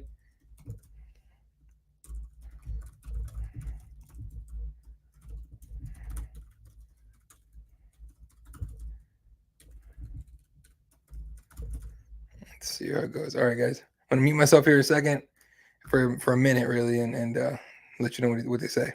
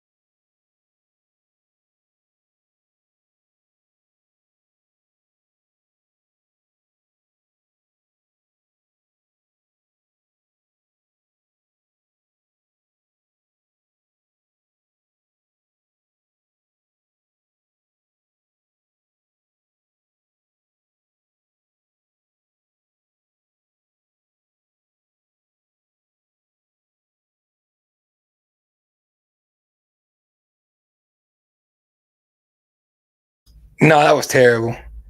So Kelvin Gastelum wins 230-27s and a 29-28. I mean, whatever, but does the usual thing, like, oh, he even said, he goes, I promise to be better. I know I said that before, and it's just like, I'm sitting here going like, yeah, we don't believe you. You need more people. Like, come on, bro. But so, and then he went off just like, thank you to the UFC. I want to be here I want to be in the UFC forever, as long as I can, and basically like, please don't fucking cut me. That's kind of how that went. So, told y'all. Look, missing weight at this point can be kind of a strategy. You know what I mean? Not that he couldn't win that fight if he made 170, but again, so DC goes in there and asks him, how come this fight took place at 185? And he said something in Arabic to the crowd and all that. And then he said, try to be better. I know I say it all the time, whatever. Thank you, Dana. Thank you, Hunter. I appreciate it. I try to be a company man, blah, blah, blah. He's saying all the right things. But at this point, you can say that all you want to. We've seen this movie before with you, bro. Like, come on. Pretty much is asking not to get cut. That's kind of how that went. So, how that goes. They're previewing Rose Namajunas against Macy Barber. This one takes place in Denver. So Denver's got a nice little calendar here for MMA coming up. They get bare knuckle all the time, so that's kind of how it is. But combat sports anyway. But they get bare knuckle. But they're getting July 13th, so in 2-3 weeks, something like that, 4 weeks. They get Macy Barber, Rose Mayunas, Mike Malo against Gilbert Urbina, Santiago Ponzinibbio against Muslim Salikov, and other. Obviously, they're working on the card. And then in September, one championship comes to Denver. So I covered the one championship last year when they went to Denver, and huge turnout. I mean, at the presser, there was a nice turnout. At ceremonials, it was a really nice turnout. At fight night was awesome. Like the experience was just great. Presentation of the night was awesome. One championship does a lot of the like pride stuff from back in the day. And it's a lot of fun. God, I wish Pride was still around, honestly. But anyway, it was a really, really fun event. If you guys can make it out to one event, the one in Denver, or the one in Atlanta later this year, I definitely recommend it. I'll be at the one in September again. So yeah, but anyway, so Denver's got a lot coming up as far as combat sports goes. Always get bare knuckle, fighting, BKFC, and they get UFC in here soon, and then one championship later this year. So Colorado they get a nice little help. Meanwhile, Arizona ain't gotten shit in like 3 years. So there you go. Oh, they're showing WWE stuff. Yeah, I forgot WWE and like UFC are like under TKO now, same spot. Showing, this American Nightmare. What's his name? Cody Rhodes. So I rarely watch anything during the year. The only WWE events that I'll actually like try to watch is Royal Rumble, because I like to see. It's just a fun event overall, but I like to see who are the older guys that come back, right? And so the last one where I was kind of hyped about was it was a long time ago. Edge came back, and I was like, holy shit, that was cool. And then like WrestleMania for similar reasons. But they always like go all out for WrestleMania. But like they had I think 2-3 years ago they had the Hardy Boys came back, and they were just like, oh, we're gonna bring in some of these new guys. We're like, we're gonna bring in a fourth team. It's gonna be a Fatal 4-way, tag team match, whatever, with ladders and whatever. And they're like, who's it gonna be? So apparently these guys are some kind of tag team, and then suddenly the Hardy Boys song music comes on, and then Matt and Jeff Hardy come out. And honestly, their personal stories, I don't know a lot about Matt, but Jeff's story is sad as shit. It's just sad. Like, drugs and all kinds of stuff and alcohol. I mean, the dude's got mad problems with that. So, but it was cool to see him healthy and actually be like performing. That was dope. And that was years ago. I don't know what he's doing now.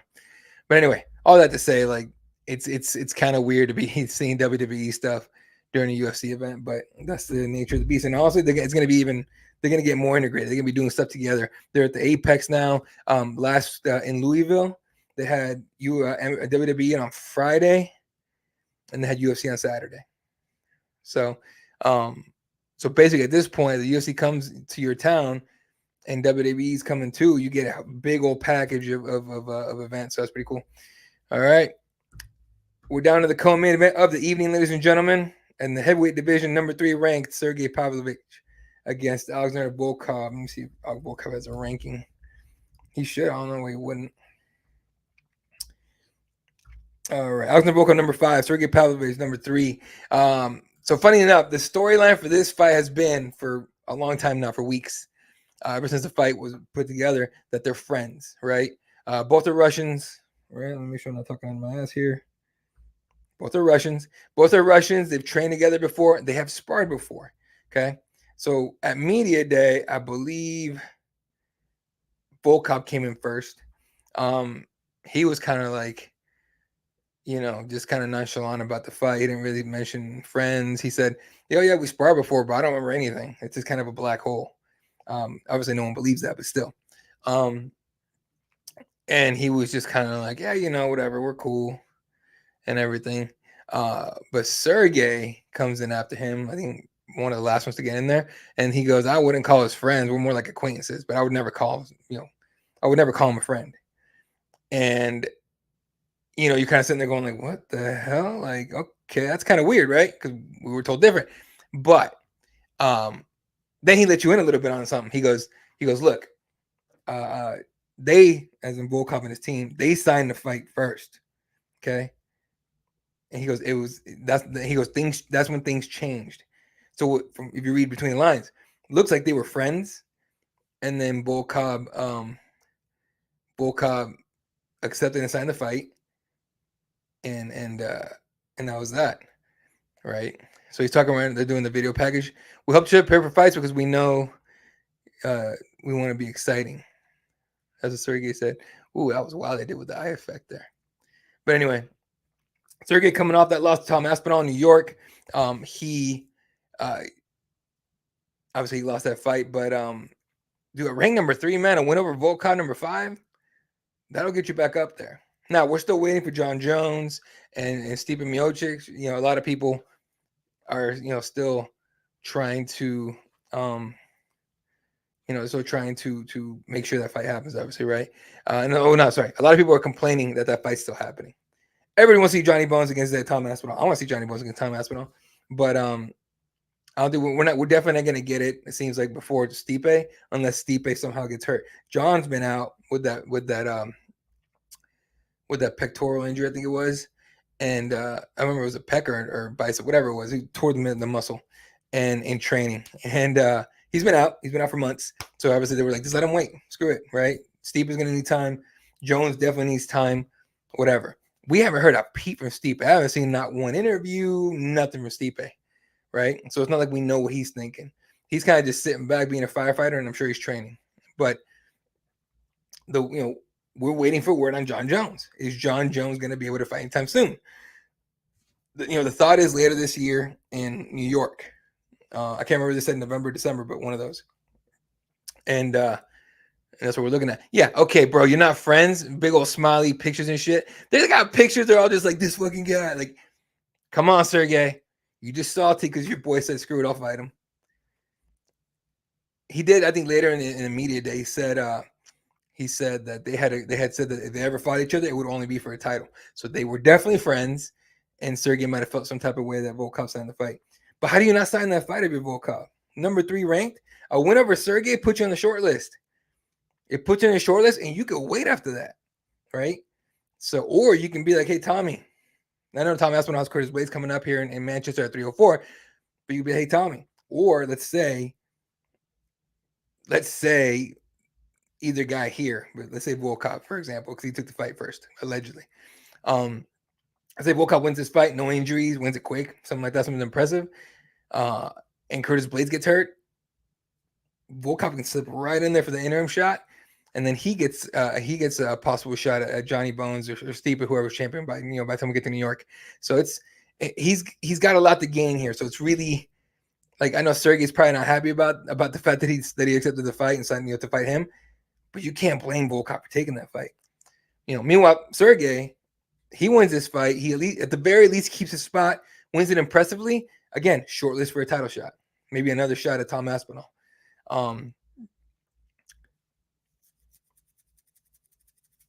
Yeah, so, and I'm sure Tom would be like, yeah, I'll take that fight.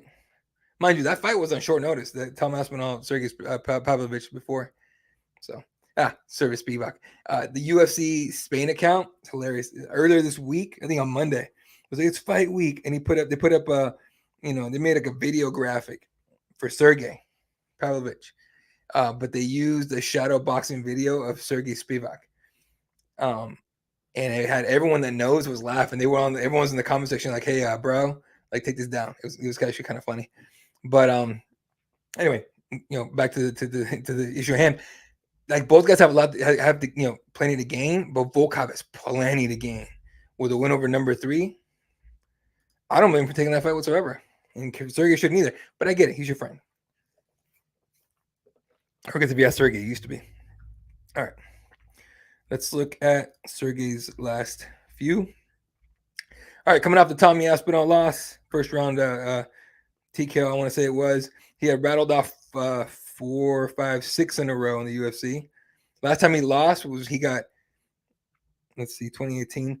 He got knocked out or TKO'd, whatever, by Uberim in his first in Sergey's first fight in the UFC, and then beats Marcelo Golm, knocked out Golm, knocked out Mo Green, who I think He might have been the guy that was training with John Jones and got hurt. I can't remember. Knocked him out. TKO'd Shamil Durakimov. Knocked out Derek Lewis. These are all first rounders. Knocked out Taito Ibasa. Knocked out or TKO Curtis Blades, and then gets knocked out by Tom Aspinall. That's a really good record still. Like, it's a great record. So it's not like he's going to be out of the title picture. But Tommy Aspinall being the interim title, the interim champion, that's a hard. Like I said, that's what makes Volkov taking the fight, taking the risk, a bigger deal for him than it is for Sergey. Sergey, like I said, at the very least, keeps a spot here, and he gets to sit and wait and see what happens with honestly, in my opinion, Tom Aspinall and Curtis Blades, because Tom Aspinall and Curtis Blades happened at 304. They say 308, 309, maybe 310, whatever it is, and for Johnny Bones and Stipe, that happens. If everyone's lucky, everyone comes out unscathed. You still have to wait until 2025 for a title shot, whether you're Volkov or Sergey, right? So if I'm Sergey, I'm like, I win this one. Let's say Tommy wins 304. I'm calling Tommy out. I want Tommy Aspinall. I want the rematch. So we'll see if they ask him after the fight, or whoever wins. Let's say if Sergey wins, they ask him after the fight who he wants to fight. I'll be a little shocked if he doesn't call out a name. And I'll be a little shocked if it's not Tom Aspinall for the rematch, but we'll see. Unless he's one of those guys. One thing I can't stand when fighters get mic time on whether it's television, international vision, pay-per-view, whatever it is. When fighters get up, they ask me like, okay, so who do you want next? So what do you want to do next? Whoever the UFC gives me. Like, come on, call somebody out. It doesn't make you a bad person. It doesn't make you doesn't mean you're an asshole. Doesn't mean your ego. It means you know what you want. Call them out. Like, if you think calling somebody out is gonna just fuel them more to beat you, you're out of your mind. It's a fight. They're already fueled as shit to beat your ass. It does not matter. Call them out. Say something. Have a name. Like, you got to take advantage of mic time. It's important. A lot of fighters, a lot of people don't talk about the fact that it's super important. Oh, get this fella off here trying to throw hands. Is that that might have been that one dude that's runs the entertainment shit for Saudi Arabia, but so I don't want to really make fun of him because whatever, but he's throwing like the hands at the camera. Please don't do that, bro. Just say hi. Anyway, but yeah, I can't stand fighters that don't have a name ready. So whoever the UFC gives me, and it's worse than the other promotions when they do it in Bellator or PFL. You're just like, my guy, there's like 5 fighters, maybe 4 fighters that are big in your division or in your promotion that you could be calling out. Call them the fuck out. Call out Clay Collard, or I guess he lost last night, yeah. But call out Clay Collard. Call out whoever, Francis Ngannou, if he ever fights. Call out Jake Paul. Who gives a shit? Call somebody out. But everybody, right? All right, here we go. First round. This shouldn't last very long if it's Sergey's fight. If he goes all 3, Volkov's fight, I think. All right, Volkov staying right out of range, just out of range of Sergey. He wants to land that kick. Sergey already took his leg out of the way. He's like, nope, I know you. No one's throwing anything yet. Volkov kind of half-assed through a kick, but still. Sergey's timing up that right hand.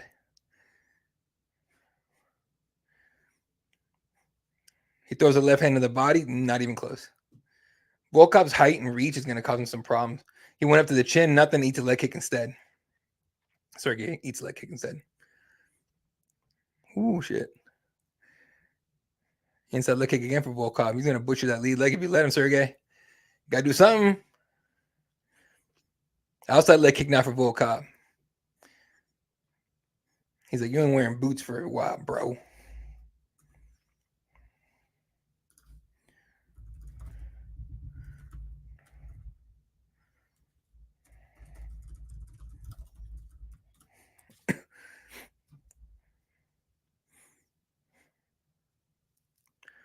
Body kick for Volkov.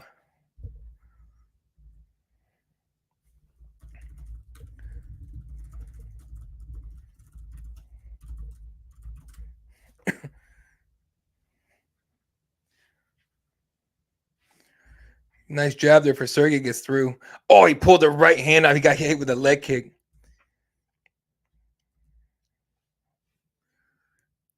Nice little jab there for Volkov.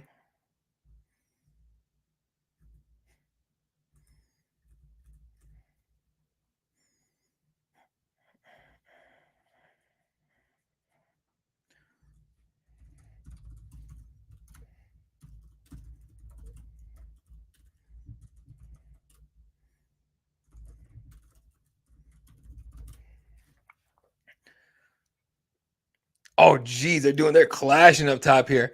Big left hand for Sergey. Barely misses the right. Volkov's bleeding out his nose already. And his hair's all dry. He punched his hair messed up. Oh, it's funny. Sergey wearing it too, though. Sergey's middle of his face is red as shit. Nothing throwing right now. They're staring at each other. Volkov going to the body twice with kicks. Ooh, nice right hand for Sergey on the entry. If Volkov keeps kicking, ooh, big left hand for Sergey here. The jab is landing well. Big right hand. Oh, he got in close trying to throw bombs. He hit a tiny little calf kick, but Volkov's got to do more than just that little kick, dude. You got to start throwing something, bro. Maybe a side kick to the belly, send him backwards or something, bro. But damn. Sergey just pawing out there, dude. Just throwing that big ass left hand paw and jab, just throwing it out there, trying to land it. Trying to get his targeting ready for that right nuclear bomb he has in his fucking right arm.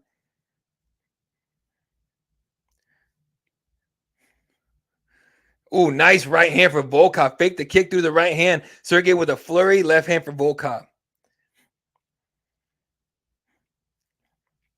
Sergey's got to be planning a rush here. Just like a crazy flurry right here. Big left hand for Sergey. Dude, geez, Volkov is eating these jabs. And it's not like a regular jab. Ooh, big right hand for Sergey. Dude, Volkov's got a chin on him. Some of these guys just would have been dead by now. Of course, he knows him. So maybe he knows he can take some of this stuff. Hold on. 1 minute left in this round. Right hand for Volkov gets in there. Big, nice right hook for Sergey touches. Body kick for Volkov. Keep that up, bro. Nice left hand for Volkov, straight. Following the jab there. Oblique kicks for Volkov. I call them Jones kicks. I'm not a fan of those kicks at all because you can, blow someone's knee out like that. And I get it. So it's fighting. Well, yeah. It's like, well, we're in the street. Well, we're not in the fucking street. But I'm also not going to sit here and be like, we need to ban it. Whatever. Just don't get hit by it, I guess. Nice left hand there for Volkov. Quick little flurry for Sergey, but he's hitting arms on that. This will happen when you know your opponent pretty well. When you're friends. Sergey. We're not friends anymore. Tripping. 10 seconds left. Nice left hook for Volkov. I venture to say he won this round. Inside leg kick to the left hand. Sergey tries a lefty too. Round over. Surprised they didn't high five. Woo! Let's look at the numbers. Who's winning by numbers? Significant. 24 of 50 for Volkov. Sergey 13 of 46. So Sergey's missing a lot of shots. Right?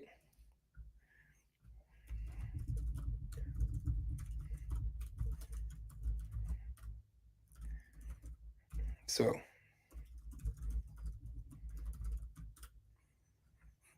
anyway, appreciate everyone tuning in here today. A lot of people watching on X. You guys are dope. People watching on YouTube, you guys are amazing. I appreciate you. A couple fights here and left on the Fight Companion.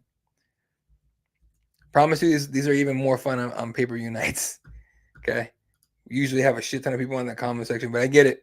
It's an early card, man. Also, you know why it is, though? Because pay-per-views are usually late everywhere, especially the East Coast. They're late as hell, right? So you got nothing else going on. You're just sitting on your computer, shooting the shit, typing. And I'm watching fights. All right. Round 2. DC and Chael on ESPN. Chael saying Connor's in rehab. It's funny as shit. All right. Calf kick there for Volkov. Quick jabs off for Sergey. Volkov with the jab as well. 1-2 for Sergey, just out of range there. Volkov's lateral. Just moving left. He's not going to be a stationary target for Sergey. If he stops, it's because he's going to side kick to the body. There it is. Keep him at bay.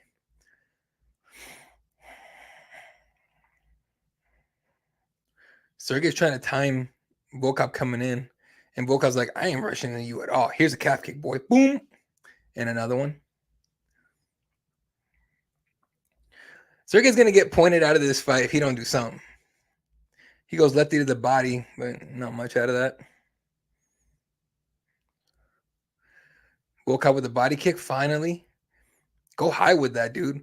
Ooh, Sergey with a right and a left. Very nicely done. It touches. It doesn't land clean, though. You can imagine Volkov goes to the body one more time. That right arm is starting to creep down of Sergey's. He just switches it on the next one, goes high. He could finish this fight. Not like Sergey doesn't know this, by the way. Volkov left and right. Again, if I'm not saying anything, because nothing's happening. Nice little jab there for Volkov. Inside leg kick. Nicely done by Volkov. Ooh! 1-2 high kick for Sergey, because Volkov was trying to get out of dodge. Left hook on for Sergey as well. Volkov was trying to get out of range and everything, and he just ate the head kick a little bit. Straight left for Sergey. That was tough. Oh, here comes Sergey with the flurry. Volkov firing back. Sergey fires back as well. Misses everything. And now they're like, all right, hang on a second, bro. I wonder if they agreed to not knock each other out. Probably not.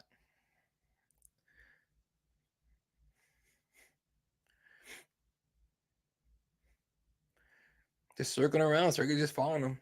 Not even cutting the cage off.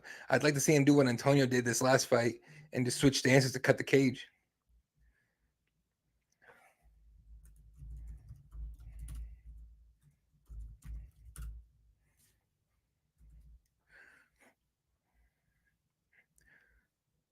Still with the pressure is Sergey. And Volkov is working laterally. He's not really getting any There we go. Volkov switches stances. Back to southpaw. Now he's back to orthodox. Southpaw orthodox. Southpaw orthodox. That's what he's doing.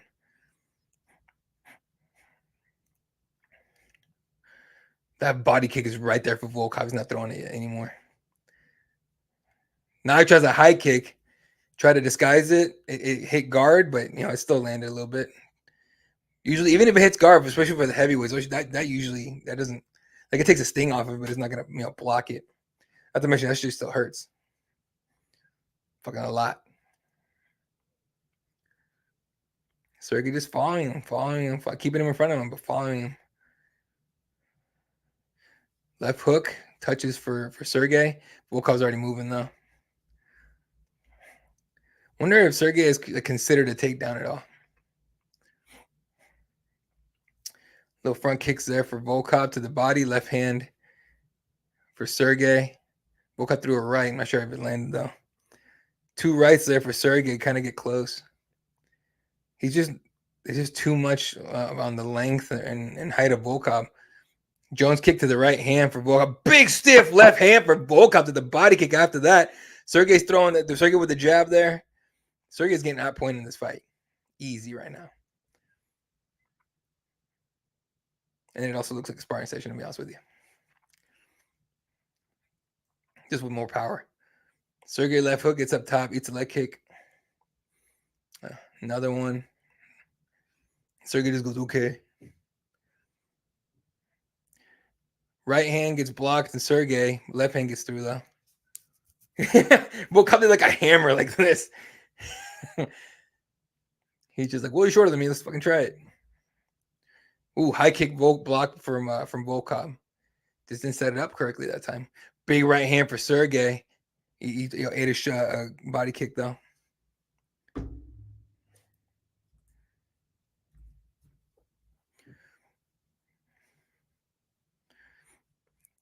Sergey's trying to get in close.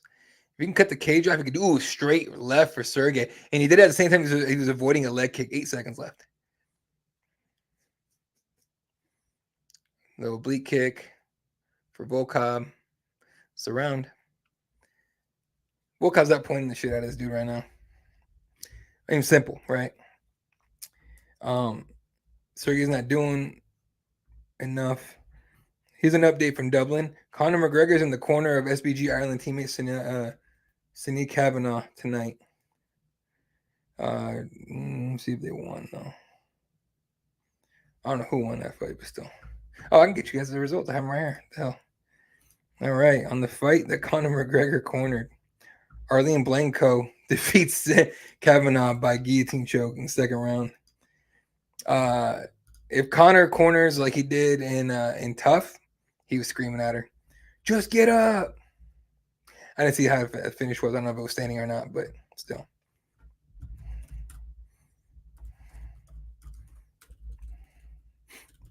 All right, we're on commercial break.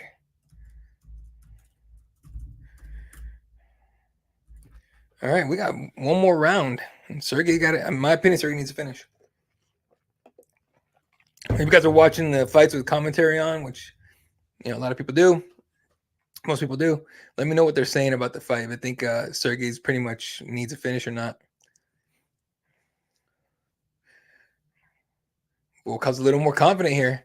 He's feinting a lot. And Sergey's reacting to all of it. Jesus, Sergey. Come on, dude. Little jabs there for Volkov. A lot of people are like, oh, Volkov fought Jones. Volkov fought Gustafsson. He's not afraid of tall people. Leg kick there for Sergey. A little too late there for that Sergey. Now he's eating leg kicks. His mouth's all red. He's bloodied up. His nose is fucked up.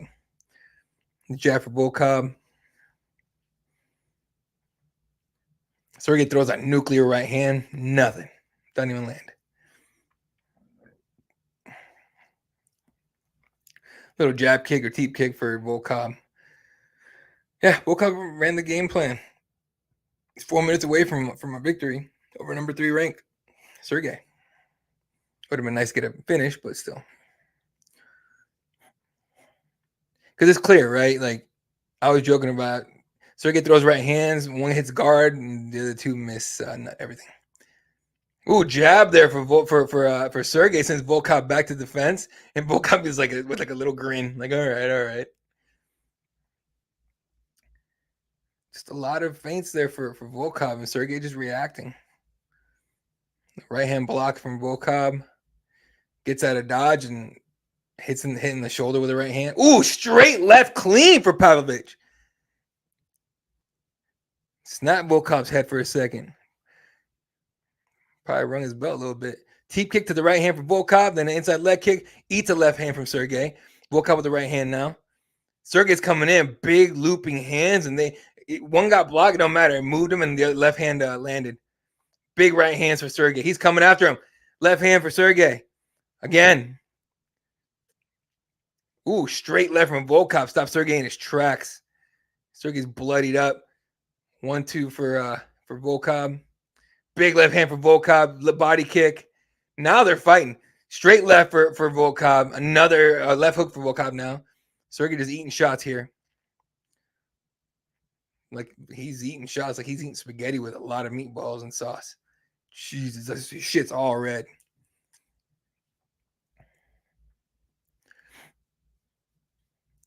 Still very lateral for Volkov. He's not deviating from the game plan very much. Here comes Sergey looping shots and hits mostly guard. It honestly feels like, Sergey probably doubled up. Or no, not doubled up. Sergey Volkov's doubled. Big right hand for Volkov. Jesus. Left hand now. Sergey hits his shoulder with the left hand. Sergey keeps nodding at him. Like, all right. Volkov jab. Now Volkov's getting fancy. He's switching stances and throwing. 1 minute, 50 seconds.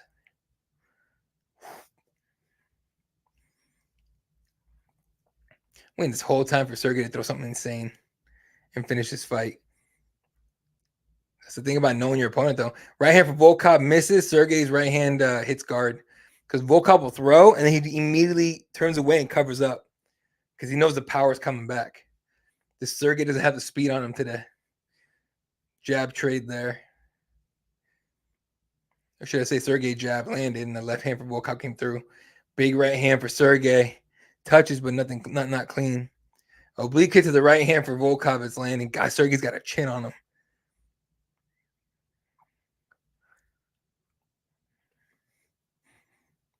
Well, he parried his shot. He parried a left hand there. Should have been doing that. Right, side kick to the body from Volkov. We're under a minute. 50 seconds. Sergey shoots. Okay, well, Sergey gets a body lock, puts Volkov on the fence. He's okay. So now we're cooking with gas here.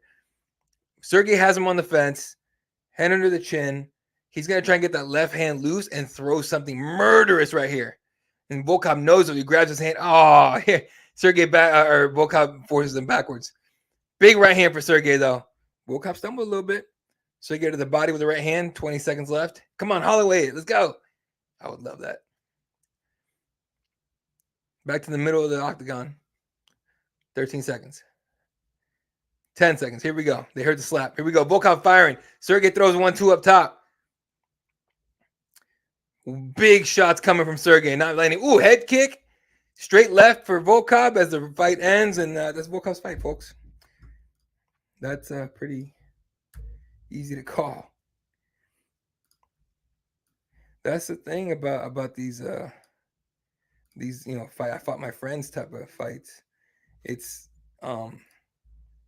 they know you, right? And Sergey was, and I get it that the ego takes over. Sergey got upset, whatever. When Volkov took the fight, but it's the game, man. I will meet myself after when they go up to announce the decision, and then I want to see what Volkov's gonna say, because he's nice. He's sitting pretty. He can call out whatever.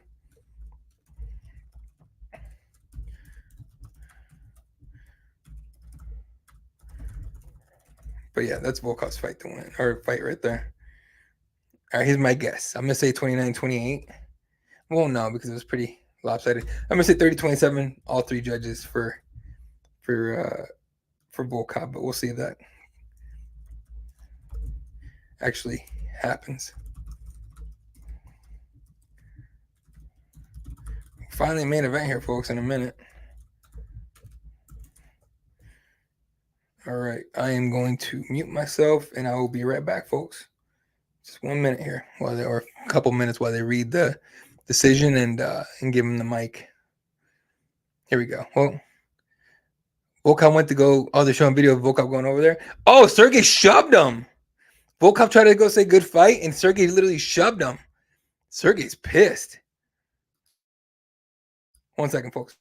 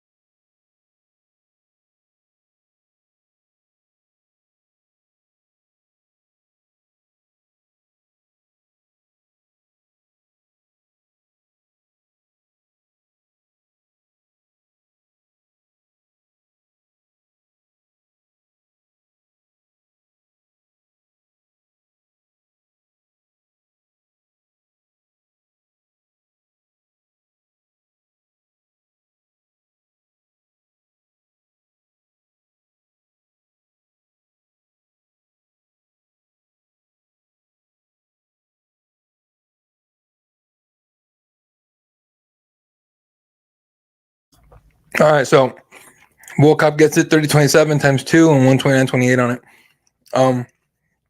So Dan Cormier goes, then I asked me, he goes, what happened at the end of the fight? Because Volkov goes over to say thank you, whatever, about the fight or whatever. Check on Sergey, and Sergey shoves him. And Sergey looked pissed. Sergey just walked out of the cage, almost walked out of the cage. He walked out right after they announced the decision. But talking to DC, he goes, in our sparrings and everything, it kind of went like that. So not only did he accept the fight, but then afterwards he lets him know, like, yeah, I used to whoop his ass in the sparring all the time, basically. Well, and he calls out John Jones. He goes, he wants a title shot. He goes, we don't want my chance for the title. He goes, I missed it with you. When DC used to be heavyweight champion, he wanted it, he missed it. He goes, I missed my title shot with you. He goes, but I think John Jones would be a good fight. So at least he calls out the top guy, John Jones, right? Now, after that fight, because obviously he was a lot of range control and everything, it's not the most exciting fight. So I don't know if the UFC is in a hurry to put Volkov in the title fight. I'm sure they would have loved to put Sergey in it because Sergey's exciting, but I was rough. And Sergey's mad as shit. So now I would put Sergey probably like 2 fights away, 3 fights away. Not that he got his ass whooped, but like he couldn't do anything with Volkov. Fights John Jones, what's he gonna do? You know what I'm saying? So, in fact, I'm gonna go check John Jones' Twitter right now, see if he said anything about it. Let's see, Johnny Bones.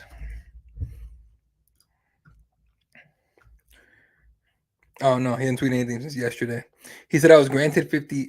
So this last night, yesterday afternoon, he tweeted, I was just granted 50-50 custody of my son. I'm the happiest dad in the world today. Did he get divorced? I don't think so. I'm pretty sure he's still. It doesn't matter. Really, it's not my issue. But maybe he has an extra, like a son with somebody else. All right. Well, good for you, man. I'm glad he got his 50-50. Anyway. All right. Main event time, folks. Here we go. In the middleweight division, with at least for Robert Whittaker, with a to be put on the short list for a title shot. Excuse me, online. Currently, the standings or the rankings look like this for the middleweight division. Dricus du Plessis is the current champion.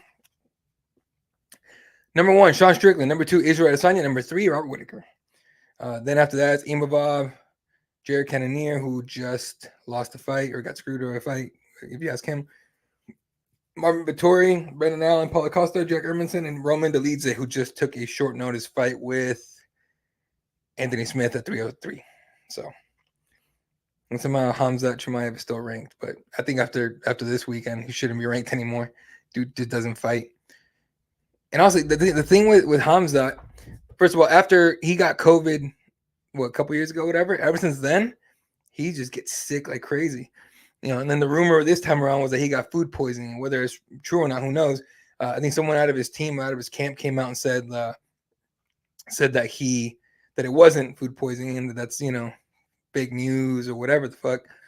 And then that was it. But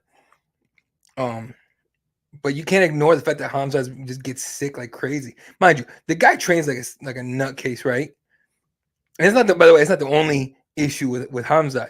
Dude he can't come to the States to fight anymore. I don't know how he got here that one time, but apparently he, visa issues, can't get over here. He's supposed to fight. That's why he was going to fight on this one. Who knows if we can get into any other country with that issue? Like, who knows? Like, he's just a big, giant question mark. So, yeah. With the possibility of one more card in the Middle East this year, more than likely the Abu Dhabi, whether that's, like I think UFC 307 is everyone's kind of 50-50 on where it's going to be, whether it's going to be, Abu Dhabi, which would be great for Khamzat, or if it's going to be Salt Lake City, which would be great for me. But yeah, it's that's a possibility. I don't know if we can go to Perth, but that'd be something. So I don't know. Khamzat's a huge question mark. He's just a huge question mark with anything. Health, availability, big issue. I think they gave him this fight in a main event as a test to see if he can make it to the fight, and now he just proved he can't. So until he proves otherwise, do you put Khamzat Chimaev in the main event? I wouldn't be comfortable doing that if I was a matchmaker. I wouldn't do that until he could prove he could be healthy for a while and be available. All right, because he dropped out of this fight last week. Like Ikram was supposed to fight Antonio Tricoli in the Apex, and I mean, looking for him, he got the call and he took the fight. Of course, you got to take the opportunity, right? But it was supposed to be Whitaker Chimaev. That's a big ticket fight for a card like Saudi Arabia. You guys remember they were supposed to be in Saudi Arabia. No, it was supposed to be in Abu Dhabi. I can't remember Saudi Arabia or Abu Dhabi, but they were supposed to be in the Middle East earlier this year, and they moved that card to, I want to say, the Apex. It was not a good card. I think it was like headlined by Marcin Tybura. Okay. And the guy with the shoeies. God, that's that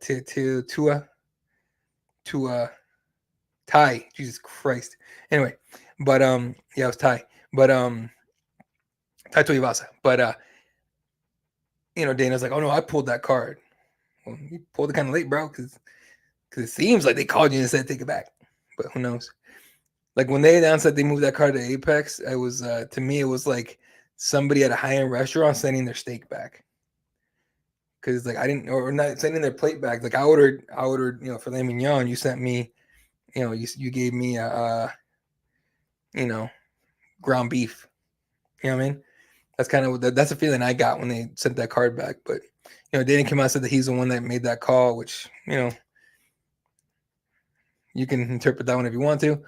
Ikram Aliskerov making his walk to the octagon. A lot of fanfare, a lot of cheers, a lot of high fives. I've never seen this man smile like this in my life. He's a big old smile on his face right now. Like he looks happy. These guys never look fucking happy. Like the whole, Russians and everything, they never look freaking happy. He looks ecstatic. Big Russian presence here on this card. Just give someone the thumbs up. Ah, damn, Ikram. We didn't realize you were happy. You had any kind of happiness in you, dude. He's always dead. Like a media day. I think someone tried to make him laugh. He was just like staring at him. Either that or whatever they said does not translate in a funny way to Russian. Aliskerov in the red shorts. Big fight for him. A win over number 3 Robert Whitaker absolutely gets him in the rankings. That's no question there. In fact, even losing this fight might get him in the rankings, depending on how it goes. But it also, who is that guy? Oh, it also, he could say, like, look, he was going to get a title shot for this. I want a title shot for this, right? And then he, doing the promotion a big, favor. Huge deal. Fighting in front of his people. A lot of support from the crowd for him. So I understand why he's happy.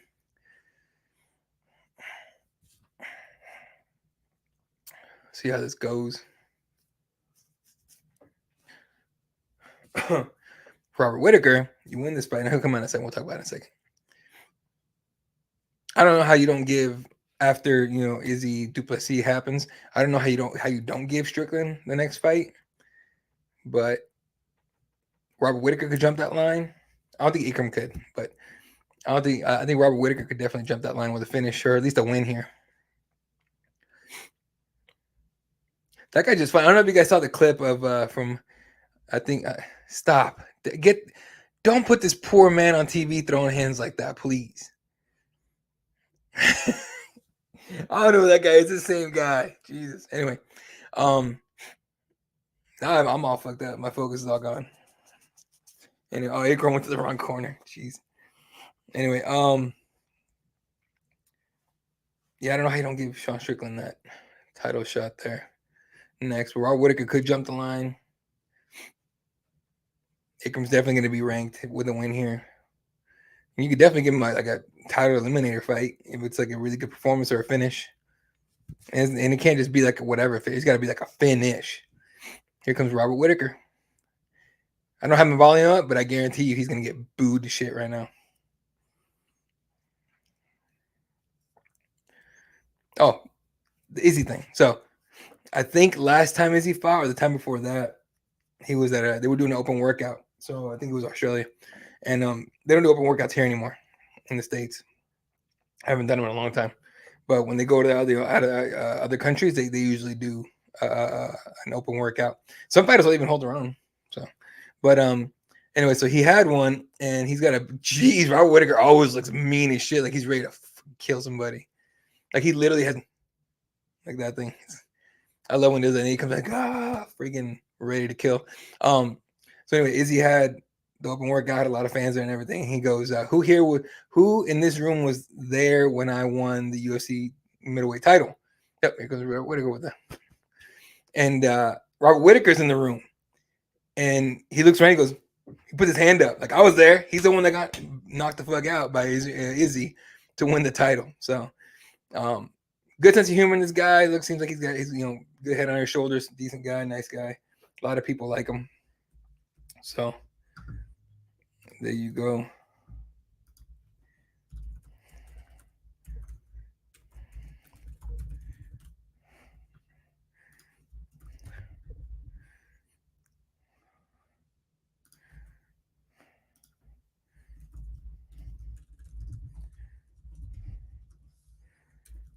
Well,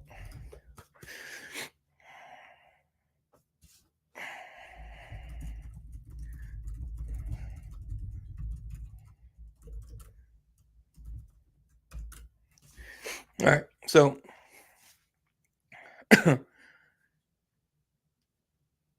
yeah, Robert Whittaker changing there. So anyway, Robert Whittaker put his hand up in the room, going like, "Yeah, I was there," and said to him, "Good dude." So BJJ karate and Hapkido black belt. Shit, you got a black belt in combos, ending with head kicks, bro.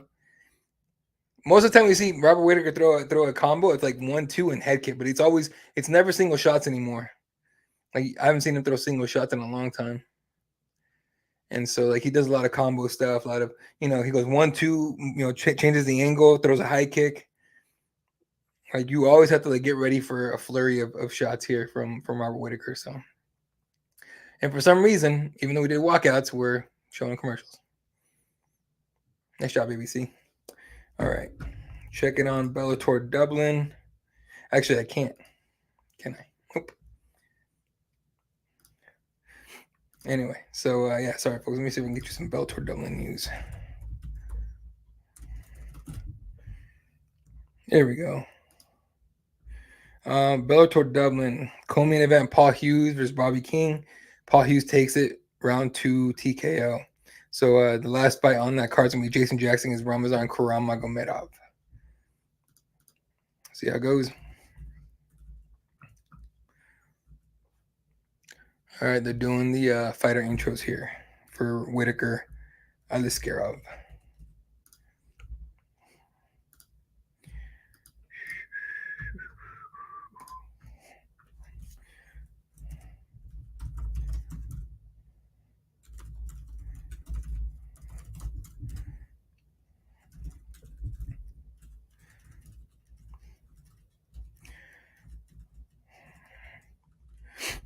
All right.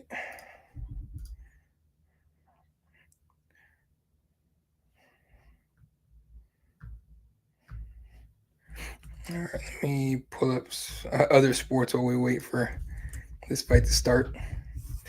All right, let's see. Other headlines. Portugal game stopped 4 times by Ronaldo fans. Why? Did they run on the pitch? Oh, they ran into the pitch for selfies with Ronaldo. Jeez, people cannot keep their shit together. All right. He's Buffer's doing the whole live from Saudi Arabia. It's in time. And the lights all turn red. It's a nice setup there. They have a shit ton of floor seats here. And just like some, like bleacher spots. I wonder though, if you're on the floor and you're in the back, if that's gonna look like what kind of view you have.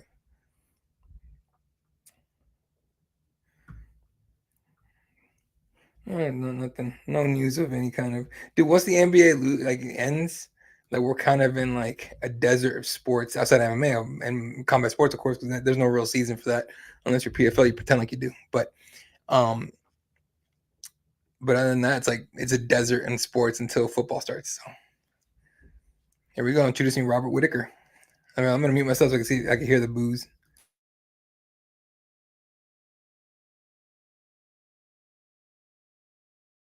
Yeah, they're booing like hell. All right, main event time, folks. Robert Whittaker, 26-7, former middleweight champion. successful stint as champion, UFC middleweight champion in the world. All right, he's about to do his thing. There it is. He's hyper ready to go. For a guy that's so like ready to go for fights, he sticks to game plans. He stays like cool-headed pretty well. Like it's pretty easy. Mark Goddard is your referee. Come on, guys, high five. Oh, respect. Very nicely done. Here we go.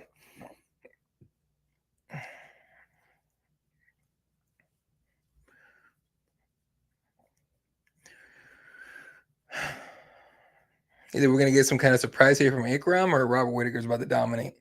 We'll find out. We're going to learn a lot about Ikram here. A lot. Here we go. Right to the middle. No fist bump and we're off. Robert Whittaker has usual very wide side stance. He likes to get in and out as best as he can. He turns his ankles a little bit every time he but I mean that's normal. Everyone kind of does that, but still. Ikram trying some front kicks up top. Okay, nothing. Whittaker with the lunging lefty. Ikram's going to try and stay out of range here. It looks like he tries a teep kick, nothing. Nice little leg kick there for Whittaker.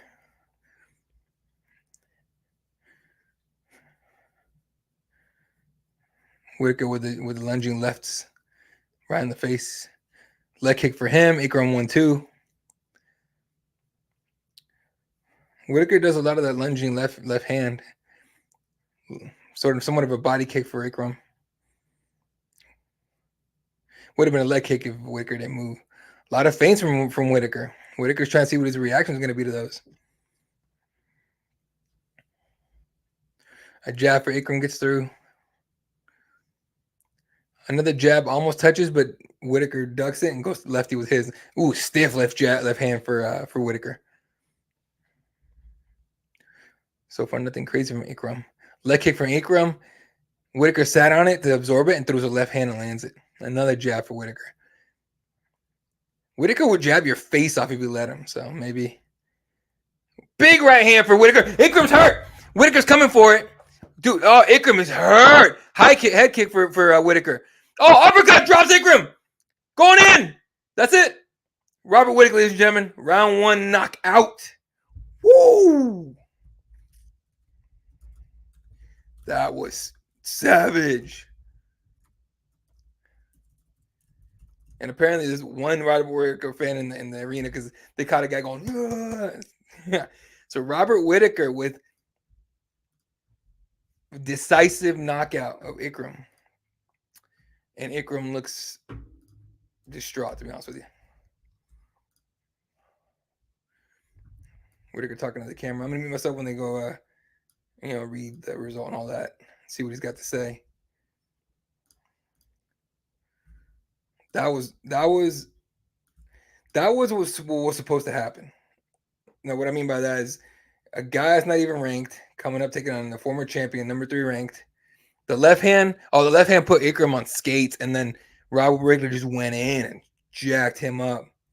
That was beautifully done. Okay, well, Robert Whittaker might have just jumped Sean Strickland on the title shot. Or maybe they fight each other. I don't know. Shit. Beautiful knockout for Robert Whittaker, though.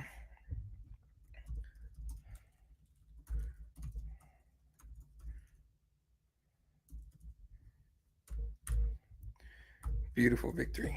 Let's see.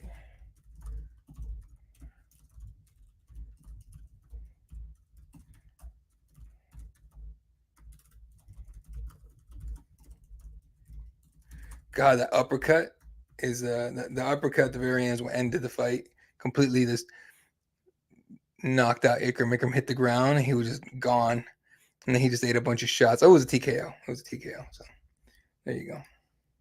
Oh, the Buffer's been calling TKOs fucking knockouts all night. So we'll see what he says. That was beautifully done.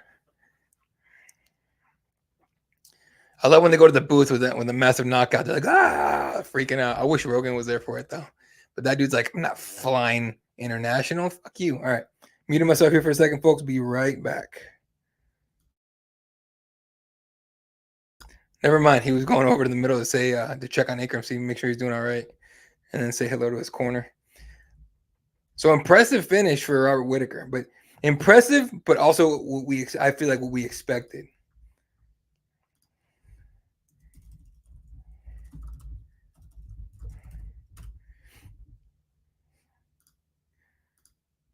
Anyway, that was fucking sick. Man, that was nice. All right. Just waiting for the commercial at the end. So there you go. Oh, geez, we've been on for 2 hours, 2 hours, 27 minutes. All right, I'm muting myself here for a minute. I'll be right back. I'll let you guys know what he says.